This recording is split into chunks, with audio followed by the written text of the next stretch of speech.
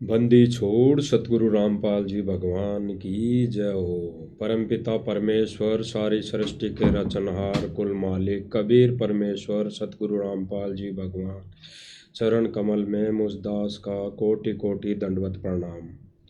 Live देख रहे सभी भाई बहनों को दास का सत्साहिब। भाई और बहनों, मालिक की रजा, मालिक की दया, मालिक की बड़ी मेहर, आज फिर मालिक की दया से लाइव आए हैं। लाइव का जो मुद्दा है, रीज़न है, वो भाई और बहनों निष्पक्ष का है। निष्पक्ष होकर इस भक्ति मार्ग पर चलने का है। भाई और बहनों, आश्रम मैनेजमेंट वाले हमारे भाई बहन हैं, हमारे कोई वो दुश्मन नहीं है। लेकिन वर्तमान समय में जो वो कार्य कर रहे हैं, वर्तमान समय में जो वो अपने मनमते से, मनमुखी तरीके से जो सारा कार्य कर रहे हैं, ये आध्यात्मिक दृष्टि से कितना सही है, कितना सत्य है, इस पर हमने विचार विमर्श करना है। भाई और बहनों, अगर हम देखा देखी में चलेंगे, अगर हम एक दूसरे की देखा देखी में चलेंगे या आश्रम मैनेजमेंट वालों की देखा देखी करेंगे या उनके हिसाब से हम चलेंगे, तो भाई और बहनों आध्यात्मिक मार्ग में हम मार खा जाएंगे। हम भक्ति मर्यादा से दूर हो जाएंगे। हमारे को जो गुरुदेव ने मर्यादाएं दी है, उनसे हम दूर हो जाएंगे, यानी गुरु मर्यादा से हम दूर हो जाएंगे। तो भाई और बहनों, ये है निष्पक्ष का मार्ग है। तो हम आज इस लाइव के माध्यम से निष्पक्ष वाली बात करेंगे। और आज फिर से हमारे साथ पवन दास जी हैं, तो इनसे हम जानेंगे इस विषय के, इस चर्चा के माध्यम से, इस लाइव सत्संगति के माध्यम से, कि वर्तमान समय में जो हमारे आश्रम वाले भाई बहन हैं, सतलोक आश्रम वाले भाई बहन हैं, वो जो अन्नपूर्णा मुहिम के तहत जो कार्य करने में लगा हुआ है, इसके पीछे उन भाइयों का, यानी सतलोक आश्रम वालों का क्या प्रयोजन है, क्या उनकी मंशा है, क्या उनकी सोच है, उन्होंने इसके पीछे का क्या रीज़न बनाया हुआ है, इस विषय में हम आज जानेंगे। आध्यात्मिक दृष्टि से, आध्यात्मिक तौर पर हम जानेंगे पवन दास जी से। तो इससे पहले दास आपसे विनम्र विनती करेगा, प्रार्थना करेगा कि भाई और बहनों, ये मार्ग है निष्पक्ष का। इस पर हमने निष्पक्ष भाव से, निष्पक्ष होकर चलना पड़ेगा। बिल्कुल निष्पक्ष होकर, देखा देखी में अगर चलेंगे तो भाई और बहनों मात खा जाएंगे। 425 वर्ष पहले भी यही हालत हुई थी। 64 लाख शिष्य थे, एक दूसरे की देखा देखी में फैल हो गए सारे के सारे। एक ने कहा कि भाई देखो रे गुरुजी वहाँ बैठे हैं, दूसरे ने कहा भाई हाँ देखो भाई गुरुजी वहाँ बैठे हैं, कबीर जी वहाँ बैठे हैं, कबीर जी वहाँ बैठे हैं, और एक दूसरे की देखा देखी में 64 लाख सभी के सभी फैल हो गए। तो यानी देखा देखी। तो भाई और बहनों, ये मार्ग जो है, ये देखा देखी का नहीं है। कि सतलोक आश्रम वाले भाई बहन अगर वो कोई चीज़ कर रहे हैं, कोई क्रिया कर रहे हैं किसी मुहिम के तहत या किसी संस्था के तहत, तो उसके पीछे लगना कितना हमारा हानिकारक सिद्ध हो सकता है, इस विषय में हम जानेंगे आज पवन दास जी से। कि जो सतलोक आश्रम वाले भाई बहन हैं, भाई हैं, कोऑर्डिनेटर हैं, बड़े बड़े सेवादार हैं, वो इस अन्नपूर्णा मुहिम के तहत जो कार्य कर रहे हैं, लोगों की मदद कर रहे हैं, फ्री में मकान बना रहे हैं, फ्री में कोई पानी निकाल रहे हैं, मोटरें पाइप दे रहे हैं, तो इनके पीछे इनका क्या रीज़न है, क्या इनका प्रयोजन है, क्या इनकी मंशा है, तो हम आज जानेंगे पवन दास जी से। तो सभी भाई बहन विशेष तौर से गहराई से चिंतन मनन इस पर हमने करना है, क्योंकि देखा देखी का मार्ग नहीं है। तो हम आज पवन दास जी से जानेंगे। तो बताएं पवन दास जी, आज जो ये वर्तमान में मुहिम चल रही है, ये सतलोक आश्रम की तरफ से, ये आध्यात्मिक दृष्टि से कितना सही है, या कितना इसको गुरु जी के ज्ञान आधार से कितना इसको आप इसको मानते हैं, किस दृष्टि से इसको देखते हैं? तो आज बताइए हमें सभी भाई बहनों को आप। सर्वप्रथम तो परमपिता परमेश्वर सतगुरु रामपाल जी भगवान के चरण कमल में दास का अनंत कोटि दंडवत प्रणाम। लाइव वीडियो देख रहे सभी भाई बहनों को दास की तरफ से प्यार भरा सत्साई। देखिए कजोड़ जी, आपने जो सवाल किया बहुत ही अच्छा सवाल है कि वर्तमान में परम पूज्य परमेश्वर सतगुरु रामपाल जी का परिवार, सतलोक आश्रम मैनेजमेंट हरियाणा, ये लोग जिस प्रकार से सन 2014 बरवाला कांड के बाद से, सतगुरु रामपाल जी की हिसार जेल जाने के बाद से जिस प्रकार से भक्ति मार्ग पर बहुत सारे कार्य ऐसे किए जा रहे हैं जिन कार्यों का सतगुरु रामपाल जी के भक्ति मार्ग से दूर दूर तक कोई रिश्ता नाता नहीं है। आपने बात की एक अन्नपूर्णा मुहिम की कि इस अन्नपूर्णा मुहिम के तहत सतलोक आश्रम मैनेजमेंट हरियाणा, गुरुदेव का परिवार गरीब लोगों के मकान बनवा रहा है, जो असहाय लोग हैं उनके मकान बनवा रहा है, उनको राशन वगैरह दे रहा है। अभी हरियाणा में पिछले दिनों बाढ़ की समस्या थी, गांव में पानी भर गया था, इन्होंने मोटर और पाइप दे देकर गांव वालों की मदद की है। बहुत अच्छी बात है, किसी की मदद करना कोई बुरी बात नहीं है। लेकिन जब बात आती है सतगुरु रामपाल जी के शास्त्र अनुकूल शत भक्ति मार्ग की, तो इस मार्ग की कुछ मर्यादा हैं, कुछ नियम हैं। मैं बार बार एक उदाहरण देता हूं कि मीठा खाना बहुत अच्छी चीज है, कोई भी व्यक्ति मीठे के लिए मना नहीं करेगा, सबको अच्छा लगता है। लेकिन जिस पेशेंट को या जिस व्यक्ति को शुगर की बीमारी है, डायबिटीज है, उसको हर कोई मना करेगा कि भाई आप मीठा मत खाओ। डॉक्टर भी उसको सलाह देगा कि भाई मीठा मत खाना। इसी प्रकार ये भक्ति मार्ग है। आज से पहले हमने केवल भक्ति का नाम सुना था, हमें यथार्थ भक्ति मार्ग प्राप्त नहीं था। अब हमें सत भक्ति मार्ग प्राप्त हुआ है, सच्चा परमात्मा प्राप्त हुआ है, सच्चा गुरु प्राप्त हुआ है। तो यहां मर्यादा भी कुछ विशेष हैं। यदि हम उन मर्यादाओं में रहकर, गुरु वचन में रहकर इस भक्ति मार्ग पर आगे नहीं बढ़ेंगे तो फिर हम असफल हो जाएंगे, मोक्ष से वंचित रह जाएंगे। तो गुरुदेव ने हमें बताया कि बच्चों, ये इस प्रकार के कार्य करने वाले काल के लोक में काल के व्यक्ति बहुत है। आप सरपंच चुनते हैं, एमएलए चुनते हैं, विधायक चुनते हैं, एमपी चुनते हैं, मुख्यमंत्री चुनते हैं, प्रधानमंत्री चुनते हैं। क्यों चुनते हैं? विकास के कार्यों के लिए, गरीब और असहायों की मदद के लिए, बिजली, पानी, रोड, सड़कें, ये सब ठीक करवाने के लिए। तो गुरुदेव ने कहा कि बच्चों, हमारा मार्ग अलग है, भिन्न है। इन सरकारों की व्यवस्था भी परमात्मा जी ने ही कर रखी है आम जन की सुविधाओं के लिए। तो हम भक्तों का तो सतगुरु रामपाल जी के भक्ति मार्ग को समझकर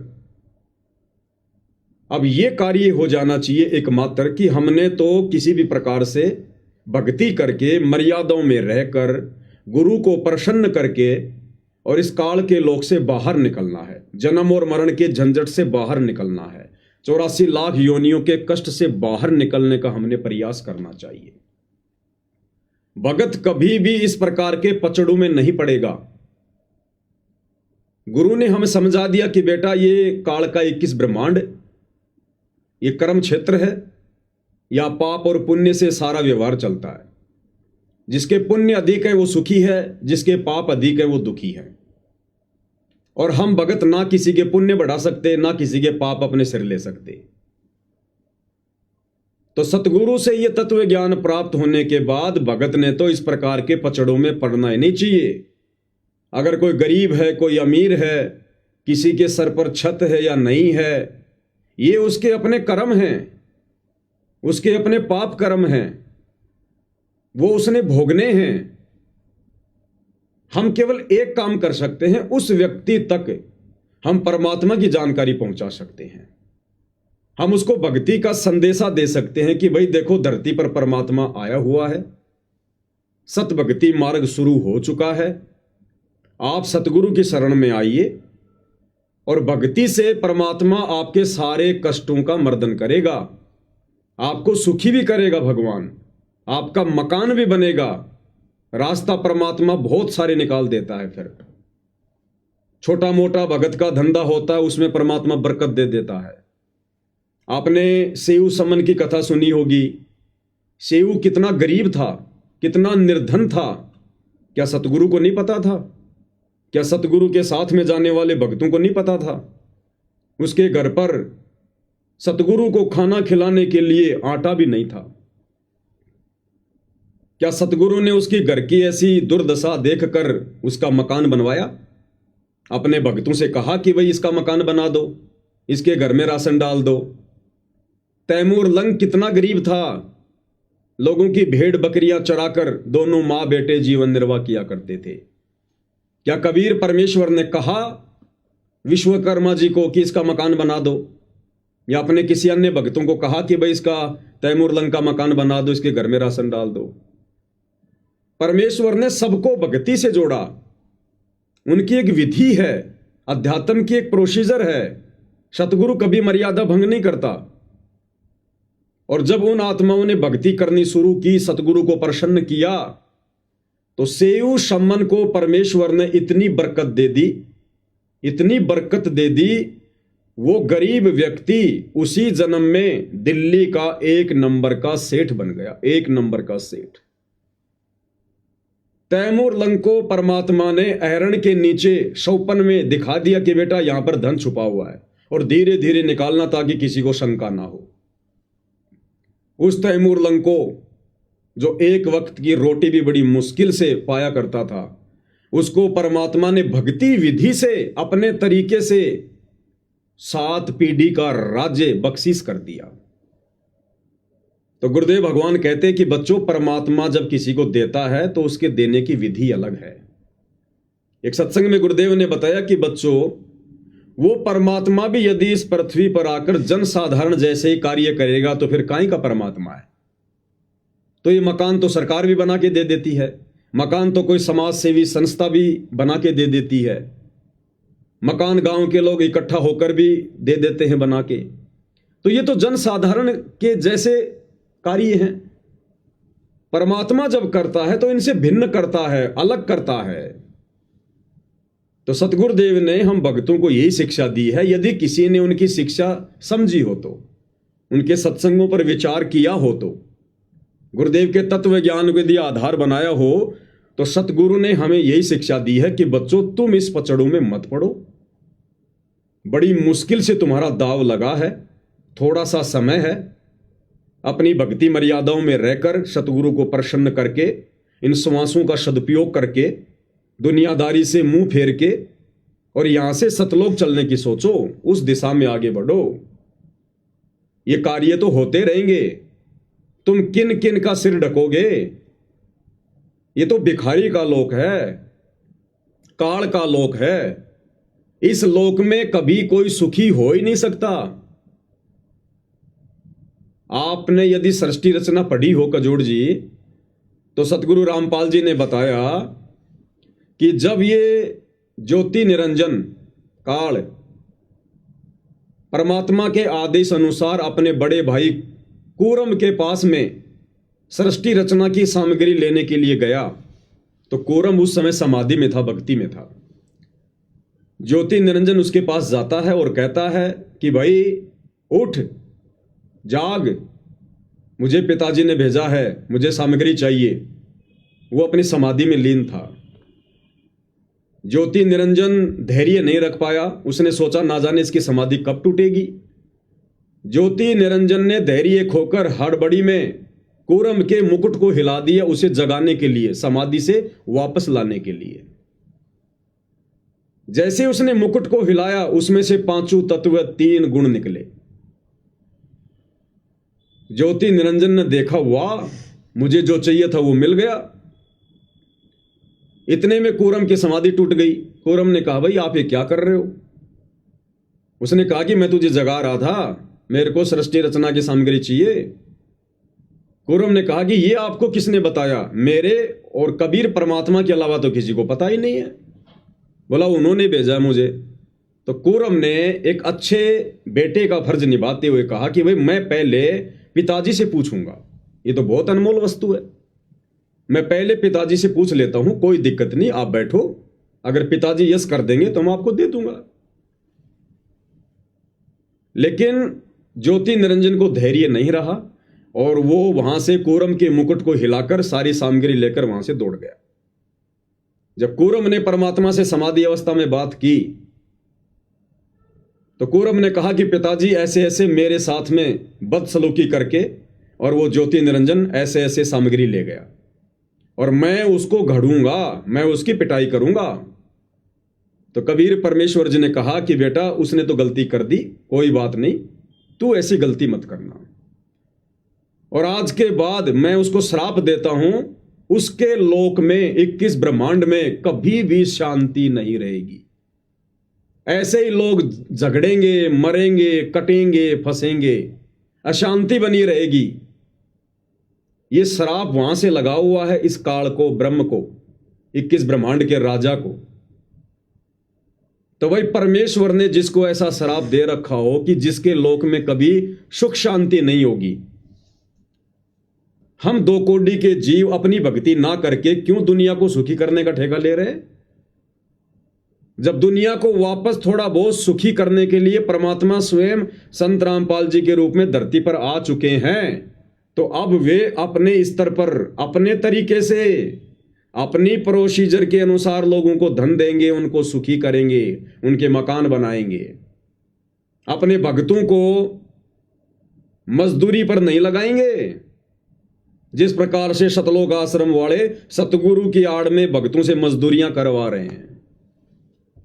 सतगुरु हमसे भक्ति करवाने के लिए आए, मजदूरी करवाने नहीं आए। तो सतगुरु की एक विधि है, और जब से सतगुरु रामपाल जी ने अपने सत भक्ति मार्ग की शुरुआत की है सन 1994 से, कजोड़ जी मैं चैलेंज करता हूं, आज तक मुझे उनके एक भी भगत का ऐसा घर बता दीजिए जो घर सतगुरु रामपाल जी ने बनवाया हो। एक भी वो भगत बता दीजिए जिसके घर में सतगुरु रामपाल जी ने राशन डलवाया हो। बाढ़ तो हरियाणा में आज से पहले भी कई बार आई है। एक भी गांव बता दीजिए जिस गांव में सतगुरु रामपाल जी ने मोटर और पाइप की व्यवस्था करवाई हो। वो ऐसा करवाएंगे नहीं, उनकी विधि अलग है। जिस प्रकार कोई भी रोगी रोड पे पड़ा हुआ है, कितना ही भयंकर रोग से ग्रस्त है, कितना ही दुखी है, डॉक्टर उसका रोड पर इलाज नहीं करेगा। डॉक्टर के नियम है, मर्यादा है, विधि है। आप विधिवत हॉस्पिटल में आइए, हॉस्पिटल में एडमिट होइए, अपना नाम गांव पता लिखाइए, उसके बाद डॉक्टर आपके रोग को भी चेक करेगा और जैसा भी रोग है उस अनुसार उसका ट्रीटमेंट भी करेगा। तो सतगुरु रामपाल जी परमेश्वर जी की आत्माओं को धनी बनाने की, स्वस्थ बनाने की एक प्रोसीजर है। आप सबसे पहले उनके ज्ञान को सुनिए, समझिए, आप उनकी शरण में आइए, शरण में आकर आप जी भक्ति करते रहिए, फिर परमेश्वर आपके काम धंधे में बरकत देगा, आपके बच्चों को नौकरी पे लगा देगा। बहुत सारे तरीके हैं परमात्मा के पास में। और फिर सतगुरु अपनी वाणी में कहते हैं कि भाई कल्पे कारण कौन है, तू कर सेवा निष्काम और मन इच्छा फल देऊंगा जब पड़ेगा मेरे से काम। सतगुरु कहते हैं बेटा अब उपदेश लेकर तू निश्चिंत होकर मर्यादा में रह के भक्ति कर। ये विकल्प संकल्प करना छोड़ दे, ऐसा होगा वैसा होगा, ऐसा नहीं होगा। कहते हैं मन में कल्पनाएं करना छोड़ दे, अपने सतगुरु पर छोड़ दे। जहां तेरे को सतगुरु की आवश्यकता पड़ेगी, किसी भी आवश्यक वस्तु की आवश्यकता पड़ेगी, सतगुरु समय से पहले तेरे सामने हाजिर कर देगा। तो ये है सतगुरु की प्रोसीजर। सतगुरु अपने भक्तों को मजदूर बनाकर उनका समय और श्वासें बर्बाद नहीं करवाता।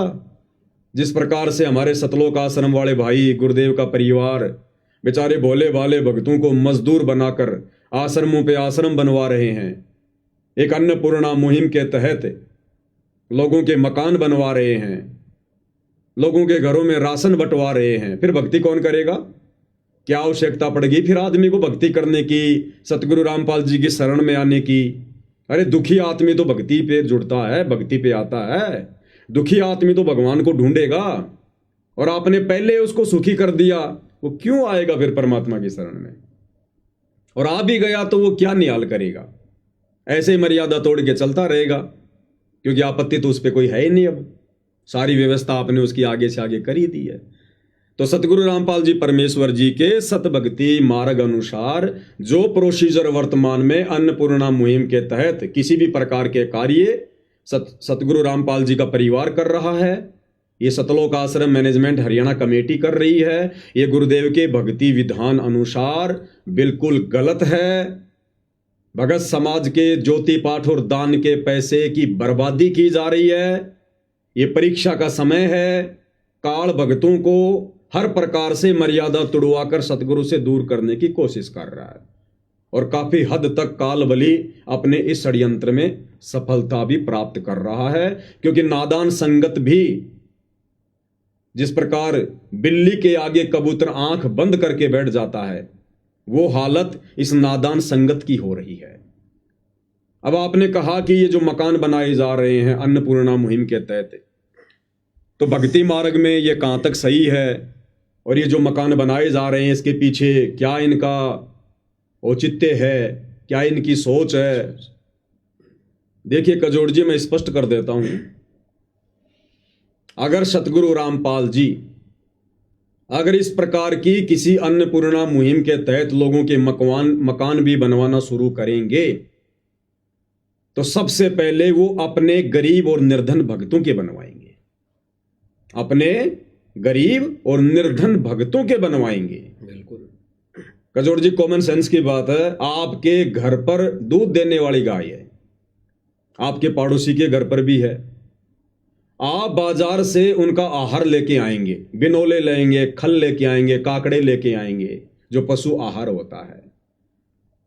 तो आप सबसे पहले कौन सी गाय या भैंस को खिलाएंगे? अपनी को या पड़ोस वाली को? वो तो खुद की को खिलाना पड़ेगा, खुद ही को खिलाना पड़ेगा ना, दूध देने वाली को ही खिलाना पड़ेगा, और दूध देने वाली को खिलाना पड़ेगा, क्योंकि वो और अधिक दूध देगी। सही बात। इसी प्रकार सतगुरु रामपाल जी ने भी अपने सत्संगों में बताया कि यदि आपने विशेष आदर और सम्मान देना है, विशेष सेवा करनी है, तो भक्तों की करो, क्योंकि भगत दूध देने वाली गाय है, क्योंकि वो भक्ति पर लगे हुए हैं, उनके पास में भक्ति धन जमा हो रहा है।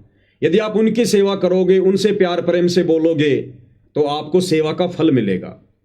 और जगत के पास तो खारा पानी है, खारा पानी, उस खारे पानी को यदि आप अपने मटके में डालोगे, आपका पानी भी खारा हो जाएगा। तो इस प्रकार की किसी मुहिम के तहत यदि सतगुरु रामपाल जी मकान भी बनवाएंगे, राशन भी डलवाएंगे, तो सबसे पहले अपने उन भक्तों के मकान बनवाएंगे जो बेचारे आज भी टूटी फूटी झोपड़ियों में रह रहे हैं। सतगुरु रामपाल जी की 50% संगत, या मैं कहूं इससे ज्यादा, टूटी फूटी झोपड़ियों में रहती है। आप छत्तीसगढ़ में जाके देखिए, झारखंड में जाके देखिए, मध्य प्रदेश में जाकर देखिए, बंगाल में जाकर देखिए, गरीबी रेखा से भी नीचे जीवन यापन कर रहे हैं संत रामपाल जी के 50% भगत। बहुत सारे भगत बेचारे पोस्ट वायरल करते हैं बरसात के समय में, उनकी झोपड़ी से पानी टपक रहा है, जहां उन्होंने अपने गुरु का दरबार लगा रखा, वहां पर पानी टपक रहा है। वो समर्थ नहीं है अपना मकान बनाने में, तो उन भक्तों के मकान क्यों नहीं बनाए जा रहे? एक भी भगत ऐसा बता दीजिए इस अन्नपूर्णा मुहिम के तहत जिसका मकान बनाया गया हो। ये सारे के सारे मकान अनउपदेशी, जगत वाले, आधी अधूरी भक्ति करने वाले, नशा करने वाले, इन लोगों के मकान बनाए जा रहे हैं। सतलोक आश्रम मैनेजमेंट हरियाणा कमेटी के संपर्क में, उनके रिश्तेदारी में, उनकी जान पहचान वालों के मकान बनाए जा रहे हैं, या फिर किसी गरीब और असहाय का मकान भी बनाया जा रहा है, तो ऐसे गांव में बनाया जा रहा है जहां पर इन आश्रम वालों को पब्लिसिटी मिल सके, इनको वहां पर चौधरी पना मिल सके, इनको मान बढ़ाई मिल सके, इनको गांव वालों का समर्थन मिल सके, इनकी पब्लिसिटी हो जाए। ये ऐसे लोगों के मकान बना रहे हैं। अन्यथा मैं आपको एक वाकया बताता हूं, क्योंकि साध संगति के कार्यक्रमों में बिना सबूतों के, बिना प्रमाणों के कोई बात नहीं होती है। हरियाणा के हिसार जिले के चूली गांव की घटना है। चूली खुर्द, हिसार में पड़ता है गांव, चूली खुर्द। सतगुरुदेव जी के एक बहुत ही पुराने भगत हैं साधु दास जी। साधु दास जी ने भी सतगुरु से धनाना आश्रम में जाकर और फोन पर बात की, और उन्होंने सतगुरु को अपनी आप बीती बताई, क्योंकि साधु दास जी का घर बिजली के शॉर्ट सर्किट के कारण पूरा का पूरा जल के सवा हो गया। शायद आपने वो वीडियो भी देखा होगा, अन्यथा आपको दिखाएंगे अभी आगे। पूरा घर उनका जल के सवा हो गया, पूरा सामान जल गया। खुद सतलोक आश्रम वाले वहां गए और उन्होंने वहां रिपोर्टिंग की, पूरा वीडियो बनाया, पूरा जायजा लिया। सारा घर बिल्कुल जल के नष्ट। और साधु दास जी ने जब सतगुरु से बात की तो सतगुरु ने हिसार जेल से फोन पर आदेश दिया सतलोक आश्रम वालों को, अन्नपूर्णा मुहिम वालों को, कि भाई आप इस भगत का घर पहले से भी कहीं अच्छा बना दो, पहले से भी बढ़िया घर बनाओ इस भगत का। साधु दास जी बड़े प्रसन्न हुए कि परमात्मा ने दया कर दी, अपने घर पर आ गए। उसके बाद आश्रम वाले गए उस घर का जायजा लेने के लिए। सारा जायजा लिया, सब कुछ देखा। थोड़ा सा मैं पहले आपको वो वीडियो दिखा देता हूं एक बार लाइव में, किस प्रकार से सतलोक आश्रम वाले वहां गए और जो भगत रिपोर्टिंग कर रहा है, जो पत्रकारिता कर रहा है, वो भी भगत है, बाकायदा उसने सब कुछ देखा और क्या कुछ कहा। ये वीडियो आप जी देखिएगा पूरा ध्यान से। संकट और विपदा की मैं बात करूं तो ऐसे संकट जो है वो पता चला कि इन बच्चों ने संकट और विपदा की मैं बात करूं तो ऐसे संकट जो है वो इंसानों पर आते हैं जिसको देख के हर एक व्यक्ति दंग रह जाए और गांव के अंदर सन्नाटा छा जाता है।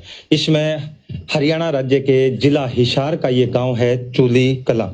चूली कला खुर्द और चूली कला और खुर्द जो है ये एक साथ ही दोनों गांव हैं। इसके अंदर मैं मौजूद हूं और यहाँ की अगर बात की जाए तो यहाँ पर जो है बड़ा एक संकट आया और संकट के बाद जो है घर के अंदर जो है पूरा का पूरा जो सामान जलकर खाक हो गया। ऐसी संकट की घड़ी में अगर मैं बात करूं कि मदद किसने की, तमाम वो बातें भी होंगी और हमारे साथ ग्रामीण भी मौजूद है। सबसे पहले मैं ये जो मकान आपको दिखाना चाहूँगा, इसके अंदर की मैं तस्वीरें दिखाऊंगा आपको। ये जो सोने का माचा है, ये जो है वॉशिंग मशीन, ये रबड़ किस तरीके से पिघला है, कितनी बड़ी ये आपदा थी, ये आप देख सकते हैं। और ये सामान मैं दिखाना चाहूँगा, ये जला हुआ सामान है सारा का सारा। ये बहुत बड़ा एक संकट था जिसके अंदर पूरा घर का जो सामान जलकर खाक हो गया। अभी मेरे साथ जो है यहाँ के जो गांव के सरपंच हैं, घर के जो मालिक हैं साधु राम जी, उनसे भी मैं मिलूंगा। छत भी बढ़ गई, इसके वॉशिंग मशीन, एलईडी वगैरह, मतलब बहुत काफी नुकसान सारा। हाँ, सब माचे मुचे और सब। सतीश जी थोड़ा सा दिखाना एक बार है। बैटरी लेना बेनीवाल जी, बैटरी लेना। ये देखो, आप धीरे धीरे आना भाई, कैमरामैन से कहूँगा थोड़ा सा दिखाना। ये देखो ये क्या क्या हालात बीतते हैं। ये देखो सारा सामान जल के जो है ना खाक हो गया। ये जो तमाम जो सामान है घर का, और कैमरामैन से बस थोड़ा सा यही कहूँगा, यहाँ जो है इनका टीवी था या जो भी था और शॉर्ट सर्किट हुआ है जी। ये यहाँ पर डोरी थी, वहाँ पर शॉर्ट सर्किट से आग लगी है और आग लगने के बाद में ये काट गई है, ये भी जली हुई है। ये छत कभी भी गिर सकती है क्योंकि पूरी तरह जल गई थी और इसको बाद में बुझाया गया है। हम भी अब खतरे में ही खड़े हैं, वैसे ये कभी भी टूट सकती है। कड़ियां जो है मकान की वो जल चुकी हैं। मैं दिखाना चाहूंगा आपको, आप थोड़ा सा आगे ले कैमरा। हाँ बिल्कुल, ये जो कड़ियां आप तस्वीरों में देख रहे हैं ना, हाँ ये सारी जल चुकी है ना जी, सारी जल चुकी हैं ये कड़ियां। बिल्कुल। सतीश जी, बेनीवाल जी, आप कह रहे हो जिस प्रकार ये कभी भी गिर सका छत जी, बिल्कुल। इसके नीचे खड़े रहना तो खतरे से खाली नहीं है। अंदर तो रह नहीं सकता। बिल्कुल। इनके परिवार को भी हम कहना चाहेंगे भाई ये इसके अंदर अब न रहे, क्योंकि इसकी छत का ये दोबारा इसकी छत बदलनी पड़ेगी, उसके बाद में इस का बसात का काम कर इधर। ठीक है, तो ये देखा आपने, तस्वीरें लाइव देख रहे थे आप, कैसा ये मंजर है ये मैं दिखाना चाहूंगा आपको। देखिए सब चीजें जो है वो जल चुकी है, सब चीजें जल चुकी है। ये देखिए आप, सब चीजें नष्ट हो चुकी है, दरवाजे जल चुके हैं, सब चीजें, कड़ियां जल चुकी है। और ये देखिए कपड़े, देखिए सब कपड़े जो है वो जले हुए पड़े हैं। डीवीआर था वो भी जल गया, इसके ऊपर था जी, हाँ डीवीआर था यहाँ पे, वो भी जल गया है। ये देखिए किस प्रकार ये पिघला है, ये इसको हम क्या कहें, ये किस प्रकार से कहर जो है ये बरसा, और इसके अंदर जो है पूरे परिवार के जो सपने हैं वो चूर चूर हो गए इसके।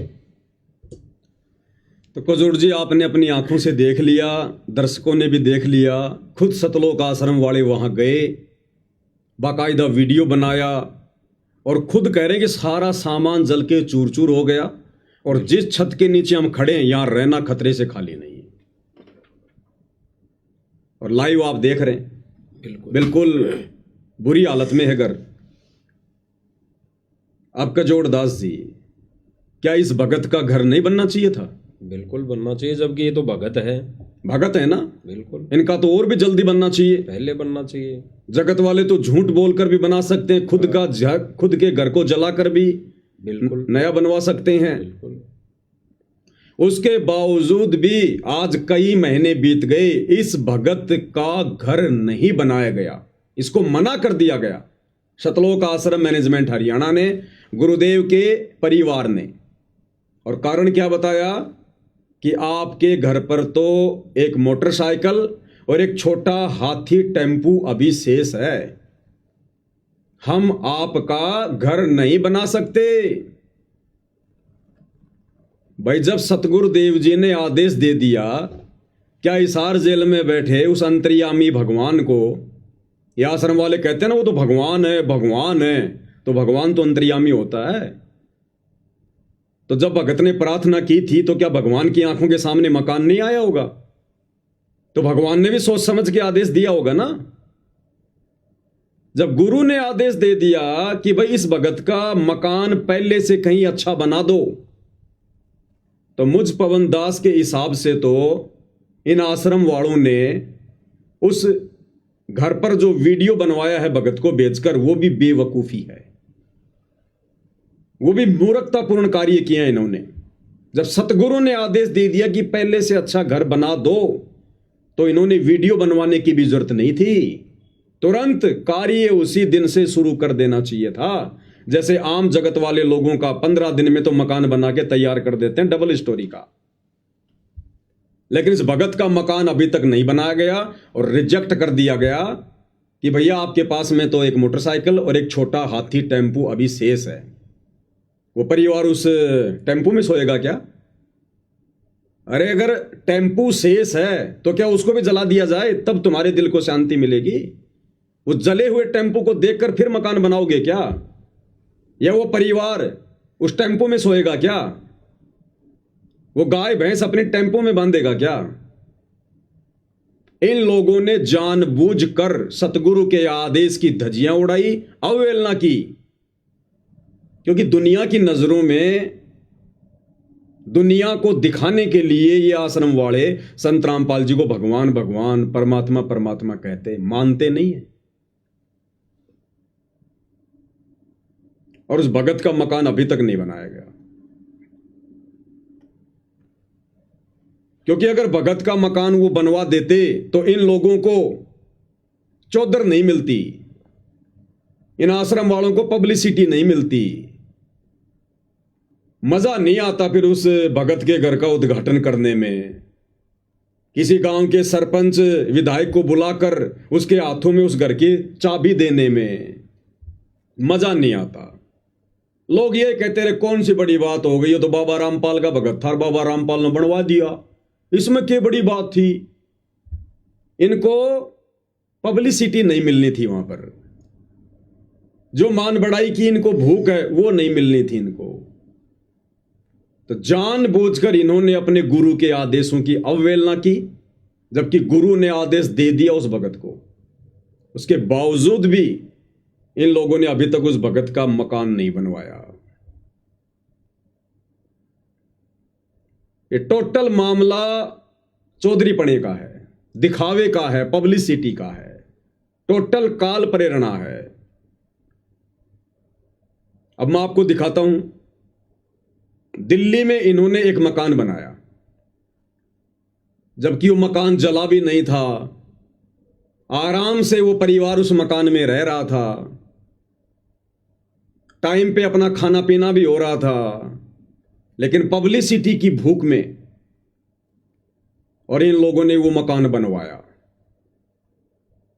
और कैसी झूठी एक्टिंग करके संगत से और अधिक दान धर्म लेने का ये प्रयास करते रहते हैं। ये गिरीश भगत है, दिल्ली से है, ये वकील है, गुरुदेव के मुकदमों में भी ये वकील बना हुआ है।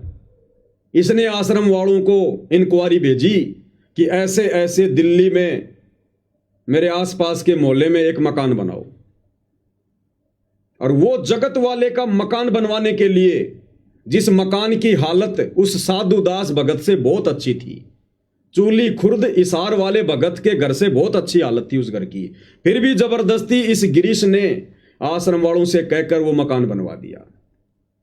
और कैसी एक्टिंग कर रहा है भाई, साध संगति से जुड़े हुए भक्तों को लठों से मारने वाले, मरवाने वाले।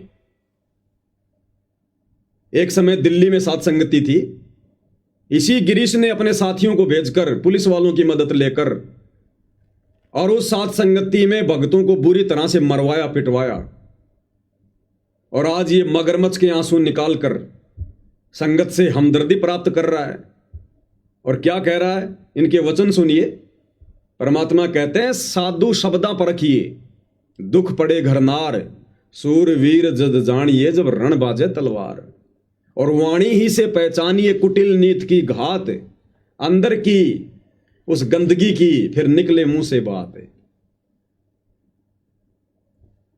किस प्रकार का स्टेटमेंट दे रहा है कि जब मैंने इस गरीब परिवार को देखा,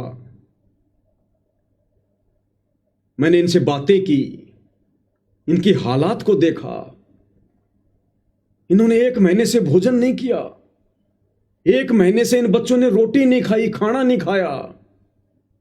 मैंने तुरंत सतगुरुदेव जी को फोन लगाया, प्रार्थना लगाई कि हे गुरुदेव, 1 महीने से इन बच्चों ने भोजन नहीं किया।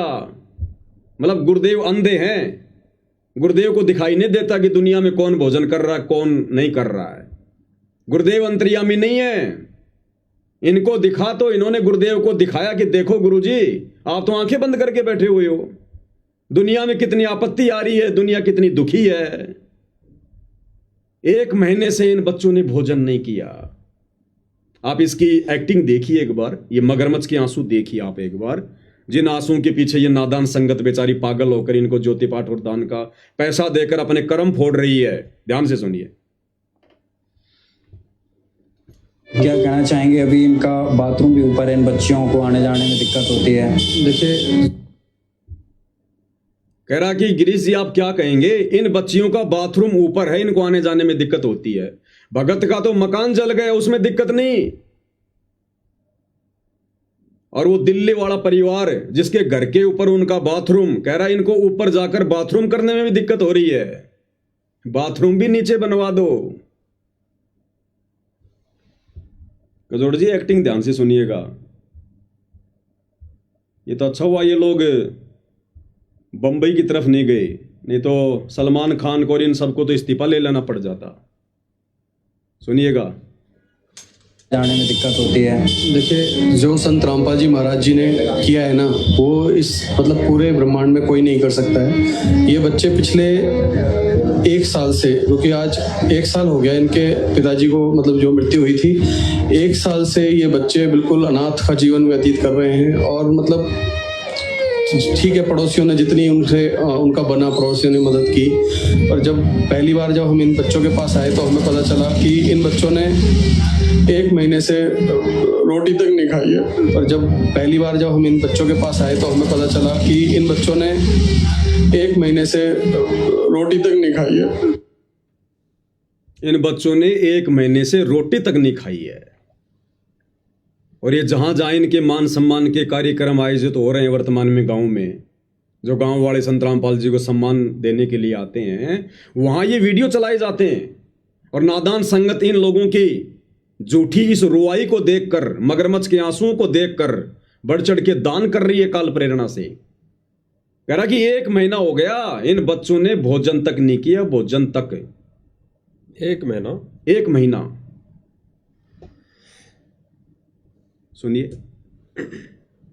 तो इस तरीके की चीजें जब पता चली ना, तो हमारे हृदय से ऐसे मतलब दर्द हुआ हमें कि भाई मतलब इस काल के लोक में, जैसे संत रामपाल जी महाराज बताते हैं ना, वाकई में ये इतने दुखी बच्चे हैं, मतलब इनका आगे पीछे कोई भी नहीं था। तो हमने तुरंत जो है संत रामपाल जी महाराज को प्रार्थना करी कि बंदी छोड़, इस तरीके की दुर्दशा हो रही है बच्चों की और इतने दुखी बच्चे। हमने तुरंत जो है संत रामपाल जी महाराज को प्रार्थना करी कि बंदी छोड़, इस तरीके की दुर्दशा हो रही है बच्चों की और इतने दुखी बच्चे सब। भाई और बहनों, ये भावनाओं में बहकर निर्णय लेने का समय नहीं है। इसी प्रकार से तो राजा जनक को काल ने ठग लिया था। जब वो स्वर्ग में जा रहा था विमान में बैठ के, तो काल ने राजा जनक को ठग लिया। नरक में 12 करोड़ आत्माओं की वो चित्कार, वो पुकार राजा जनक के कानों में डाल दी। अब इन भक्तों की ये झूठी चित्कार, ये पुकार, ये मगरमच्छ के आंसू, ये एक्टिंग इन नादान संगत को सुनाई जा रही है, ताकि संगत इन कुपात्रों को आंख बंद करके और पैसा दे, और ये कुपात्र उस पैसे का इसी प्रकार से दुरुपयोग करते रहे हैं। कह रहा 1 महीने से इन बच्चों ने कुछ नहीं खाया। कजोरदार जी वो तो चलो बच्चे थे जिन्होंने 1 महीने से कुछ नहीं खाया इन लोगों के अनुसार। ये भाई गिरीश शर्मा, संत रामपाल जी का भगत, दिल्ली में वकील, 1 महीने तक बिना कुछ खाए पिए ये मुझे जिंदा रह के दिखा दे। सही बात। अगर उन्होंने 1 महीने तक कुछ नहीं खाया तो बच्चे तो सप्ताह भर भी भूख सहन नहीं कर सकते। इतनी बढ़ चढ़ के एक्टिंग क्यों की जा रही है? बॉम्बे में जाना है क्या? एक्टर बनना है क्या? कोई ड्रामा कंपनी में ज्वाइन करना है क्या? क्यों इतना बढ़ चढ़ के झूठ बोला जा रहा है? क्यों बेचारी नादान संगत को गुमराह किया जा रहा है झूठी एक्टिंग करके? कह रहा है 1 महीने से इन बच्चों ने कुछ नहीं खाया है, कुछ नहीं खाया। संत रामपाल जी महाराज ने तुरंत जो है ना आदेश करा कि बेटा जो भी उन बच्चों को चाहिए, और उन बच्चों को मैंने गोद ले लिया, वो मेरे बच्चे हैं, वो अनाथ नहीं है। तो संत रामपाल जी महाराज ने आदेश करा कि इनको जो भी चाहिए, जो इनकी सुविधा है वो आप इन्हें दो, खाद्य सामग्री दो, स्कूल में अच्छे स्कूल में। देखा नादान संगत किस प्रकार से आंसू निकाल रही है। इनका घर की मरम्मत कराओ, और इनका जो है जैसे अपने भाई बहनों पर संत रामपाल जी महाराज ने ये भी कहा कि बेटा जब आप उनके पास जाओ ना, तो अपने बच्चों की तरह ट्रीट करना। अपने बच्चे जैसे आप अपने बच्चों का ख्याल रखते हो ना, उस तरीके से उन बच्चों को जो है आपने सामान दिलाना है, ये करना है। भगत जी आप यकीन नहीं मानोगे भाई। अब बताओ, चूली गांव का, हिसार जिले का साधु दास भगत, जिसका घर बिजली के शॉर्ट सर्किट के कारण जल के भस्म हो गया, वो दुश्मन था क्या? कह रहा, गुरुदेव कह रहे हैं उन बच्चों को अपने बच्चों की तरह व्यवहार करना और तुरंत उनका मकान बनाओ। वो साधु दास कोई दुश्मन था क्या संत रामपाल जी का? अब ये बच्चे क्या कह रहे हैं? भाई ने तो अपनी एक्टिंग कर दी। अब ये बच्चे क्या कह रहे हैं? खुद सतलोक आश्रम वाले माइक हाथ में लेकर कह रहे हैं कि बच्चों को समय पे भोजन भी नहीं मिलता, ये भी नहीं मिलता। और कह रहा जिस दिन इनको रोटी सब्जी नहीं मिलती उस दिन ये दूध और ब्रेड खाते हैं। जिस दिन इन बच्चों को सब्जी रोटी नहीं मिलती है, कह रहा ये बच्चे खुद कह रहे हैं कि उस दिन हम तो दूध और ब्रेड खाते हैं। कजोड़ दास जी मुझे ये बताइए, रोटी सब्जी ज्यादा महंगी है या दूध और ब्रेड ज्यादा महंगा है? बताइए। वो तो दूध ही महंगा है, ब्रेड महंगी है, आटे से महंगी ब्रेड और सब्जी से महंगा दूध। बिल्कुल। और बच्चे कह रहे हैं जिस दिन हमें रोटी नहीं मिलती हम तो दूध और ब्रेड खाते हैं। किसने कह दिया? हम 1 महीने से कुछ खाए नहीं। वो भगत होकर झूठ बोल रहा है, ये बच्चे होकर जगत वाले होकर बिल्कुल सत्य बोल रहे हैं। सत्य बोल रहे हैं। क्या कह रहे हैं? खुद आश्रम वाले, सान न्यूज चैनल वाले रिपोर्टिंग कर रहे हैं और कह रहे हैं कि जिस दिन इनको सब्जी रोटी नहीं मिलती, भोजन नहीं मिलता, उस दिन ये बच्चे दूध और ब्रेड खाकर काम चलाते हैं। सुनिएगा इनकी वो भाई। आइए अब मिलते हैं बच्चों से और सुनते हैं कि वे कैसे इन हालातों में जी रहे हैं। बारिश आ जाए तो पानी भर जाता है, घर में पानी भर जाता है जी, और सब जगह से चोने लगता है, किचन भी चोता है जी। कजोड़दास जी, दिल्ली में लाखों की संख्या में ऐसी झुग्गी झोपड़ियां होंगी बारिश के समय में जो पानी टपकता है। बिल्कुल। उन लाखों में से 50,000 के तो माँ बाप भी नहीं होंगे, बेचारे यहां वहां से कचरा चुन के भीख वाक मांग के अपना काम चलाते हैं। इनको पूरी दिल्ली में एक ही गरीब परिवार दिखाई दिया क्या? अरे लाखों की संख्या में तो दिल्ली की सरकार ने चिन्हित कर रखे हैं। अगर इनको नहीं मिल रहे हैं तो दिल्ली की सरकार से जाके बायोडाटा ले लो, अगर तुम्हें इतनी ज्यादा हमदर्दी हो रही है तो। अगर इस अन्नपूर्णा मुहिम के तहत हर व्यक्ति का घर बनाना है गरीब का, तो दिल्ली की सरकार से बायोडाटा ले लो, तुरंत देगी। पूरी दिल्ली में इनको एक ही घर दिखाई दिया अभी तक। मैं तो इन भाइयों को कहता हूं कभी सुबह सुबह फ्रेश होने के लिए अपने घर से बाहर निकलकर दिल्ली की रेलवे लाइन पर जाइए और आपको कई किलोमीटर तक आपको ऐसे ऐसे घर और मकान और लोग दिखाई देंगे जिनकी हालात इन बच्चों से भी गई गुजरी है। कईयों के पास तो घर ही नहीं है, घास फूस डाल के झोपड़ी बना के रह रहे हैं। तो बनाओ ना मकान। रोटी कपड़ा शिक्षा और मकान हर किसी को देगा कबीर भगवान। क्यों नहीं दे रहा कबीर भगवान? पैसे की कमी आ गई कबीर भगवान के पास, मजदूरों की कमी आ गई कबीर भगवान के पास। ये केवल एक दिखावा है, एक ढोंग है, एक ड्रामा है, कुछ अपनी मान बढ़ाई के लिए, अपनी चौधर के लिए।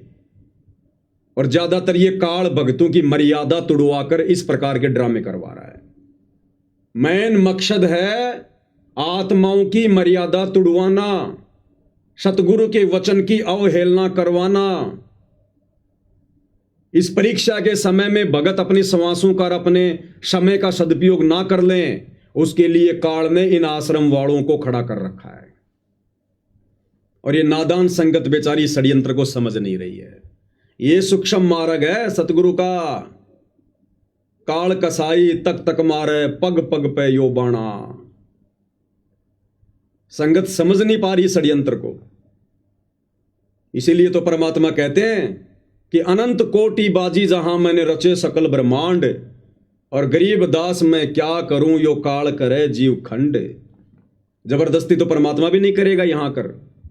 और अंत में सतगुरु यही कहता कि भाई मैं क्या कर सकता हूं बच्चों, मेरा भी काल के साथ एग्रीमेंट है। मैंने तुम्हें ज्ञान दे दिया, समझाने में कोई कमी नहीं छोड़ी, मर्यादा बताने में कमी नहीं छोड़ी। अब यदि तुम मेरे वचन की अवहेलना करोगे, देखा देखे में भेड़ चाल में मेरे परिवार की पूंछ पकड़ के चलोगे, मेरे ज्ञान को आधार नहीं बनाओगे, काल के सूक्ष्म जाल में फंसोगे, तो भैया मैं कुछ नहीं कर सकता। मेरा तो काल के साथ वचन है कि परमात्मा आप नीचे जाना, अपना ज्ञान समझाना, जो आपके ज्ञान को माने, आपकी मर्यादाओं में रहे, उसी को सतलोक लेकर जाना, बाकी को छोड़ देना। तो गुरु क्या करे भाई? इसलिए गुरु कह रहा है गरीबदास मैं क्या करूं यो काल करे जीव खंड। ये काल मेरी आत्माओं की मर्यादा तोड़वा देता है, उनको बहका के मेरे नाम पर कि जाओ जोग जीत संसारा, जीव न माने कहा तुम्हारा, तुम्हारा नाम ले वाद बढ़ाऊं, या विद जीवों को भरमाऊं। कि तेरा ही नाम ले लेके तेरे भक्तों को भ्रमित करूंगा। अगर संगत इन वचनों को ध्यान से सुन लेती, चिंतन मनन कर लेती गुरु के वचनों पर, सत्संगों पर, आज ये नादान संगत अपने सुपात्र सतगुरु को छोड़कर इन कुपात्र सतलोक आश्रम वालों के हाथों में ज्योति पाठ और दान का पैसा ना देती अपने कर्म फुड़वाने के लिए। तो बच्चे क्या कह रहे हैं, आश्रम वाले खुद ही कह रहे हैं कि जिस दिन भोजन नहीं मिलता उस दिन तो ब्रेड रोटी खाते हैं, ब्रेड दूध। जी और जैसे ऊपर लैट्रिन तो टूटी हुई है, लेटरिन भी टूटी है, हाँ जी देखा बेटा। तो बस। और बेटा खाने पीने का कैसे चलता है? जब खाने पीने का होता है तो हम खा लेते, नहीं होता है तो ले आते हैं। अगर कुछ मिल जाता है, कोई दे जा तो खा लेते हैं, ना तो दूध ब्रेड खा के अपना काम चला लेते हैं। बेटा आपको क्या तकलीफ है? कहते कुछ खाने को मिल जाता तो ठीक है, नहीं तो दूध और ब्रेड खा के अपना काम चला काम लेते हैं। चला लेते हैं। मतलब बच्चों ने ये नहीं कहा कि हम भूखे मर रहे हैं, 1 महीना हो गया हम भूख से मर रहे हैं। उन बच्चों ने नहीं कहा कि तुम हमारा मकान बनाओ, हमारे घर में राशन डालो, नहीं। काल बहुत चतुर है। जब कल को ये बातें ऊपर होंगी धर्मराज के दरबार में तो काल कह देगा जी मैंने कौन से दिन कहा था कि जी जो आपकी शरण में नहीं है, जो मेरे अंडर में है, आप उनका मकान बनाओ। मेरा और आपका तो एग्रीमेंट था कि जो भक्ति करेगा वो आपका, उसके लिए आप जो मर्जी करो, और जो भक्ति नहीं करेगा वो मुझ काल का। आप दखलंदाजी मत करना बीच में। फिर आपने क्यों जबरदस्ती मकान बनवाए? क्यों जबरदस्ती आपने उनके घर में राशन डलवाया? जैसे उनके कर्म थे वो भोग रहे थे।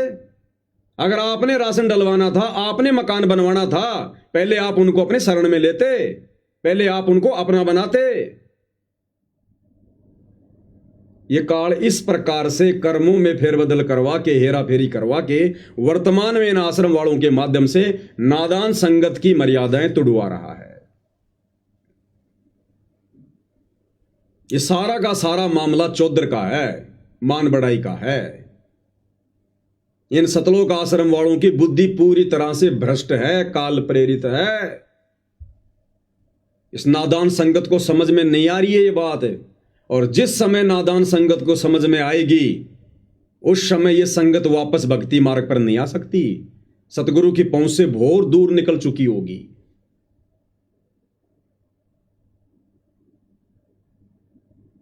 और जो साधुदास भगत है चूली गांव का, हिसार का, जिसने गुरु से प्रार्थना की और गुरु ने कहा कि भाई इसका पहले से अच्छा मकान बनाओ, और आश्रम वालों ने नहीं बनाया, मैं तो साधुदास जी से प्रार्थना करूंगा भाई दुखी होने की जरूरत नहीं है, मन में कोई शंका पैदा करने की जरूरत नहीं है।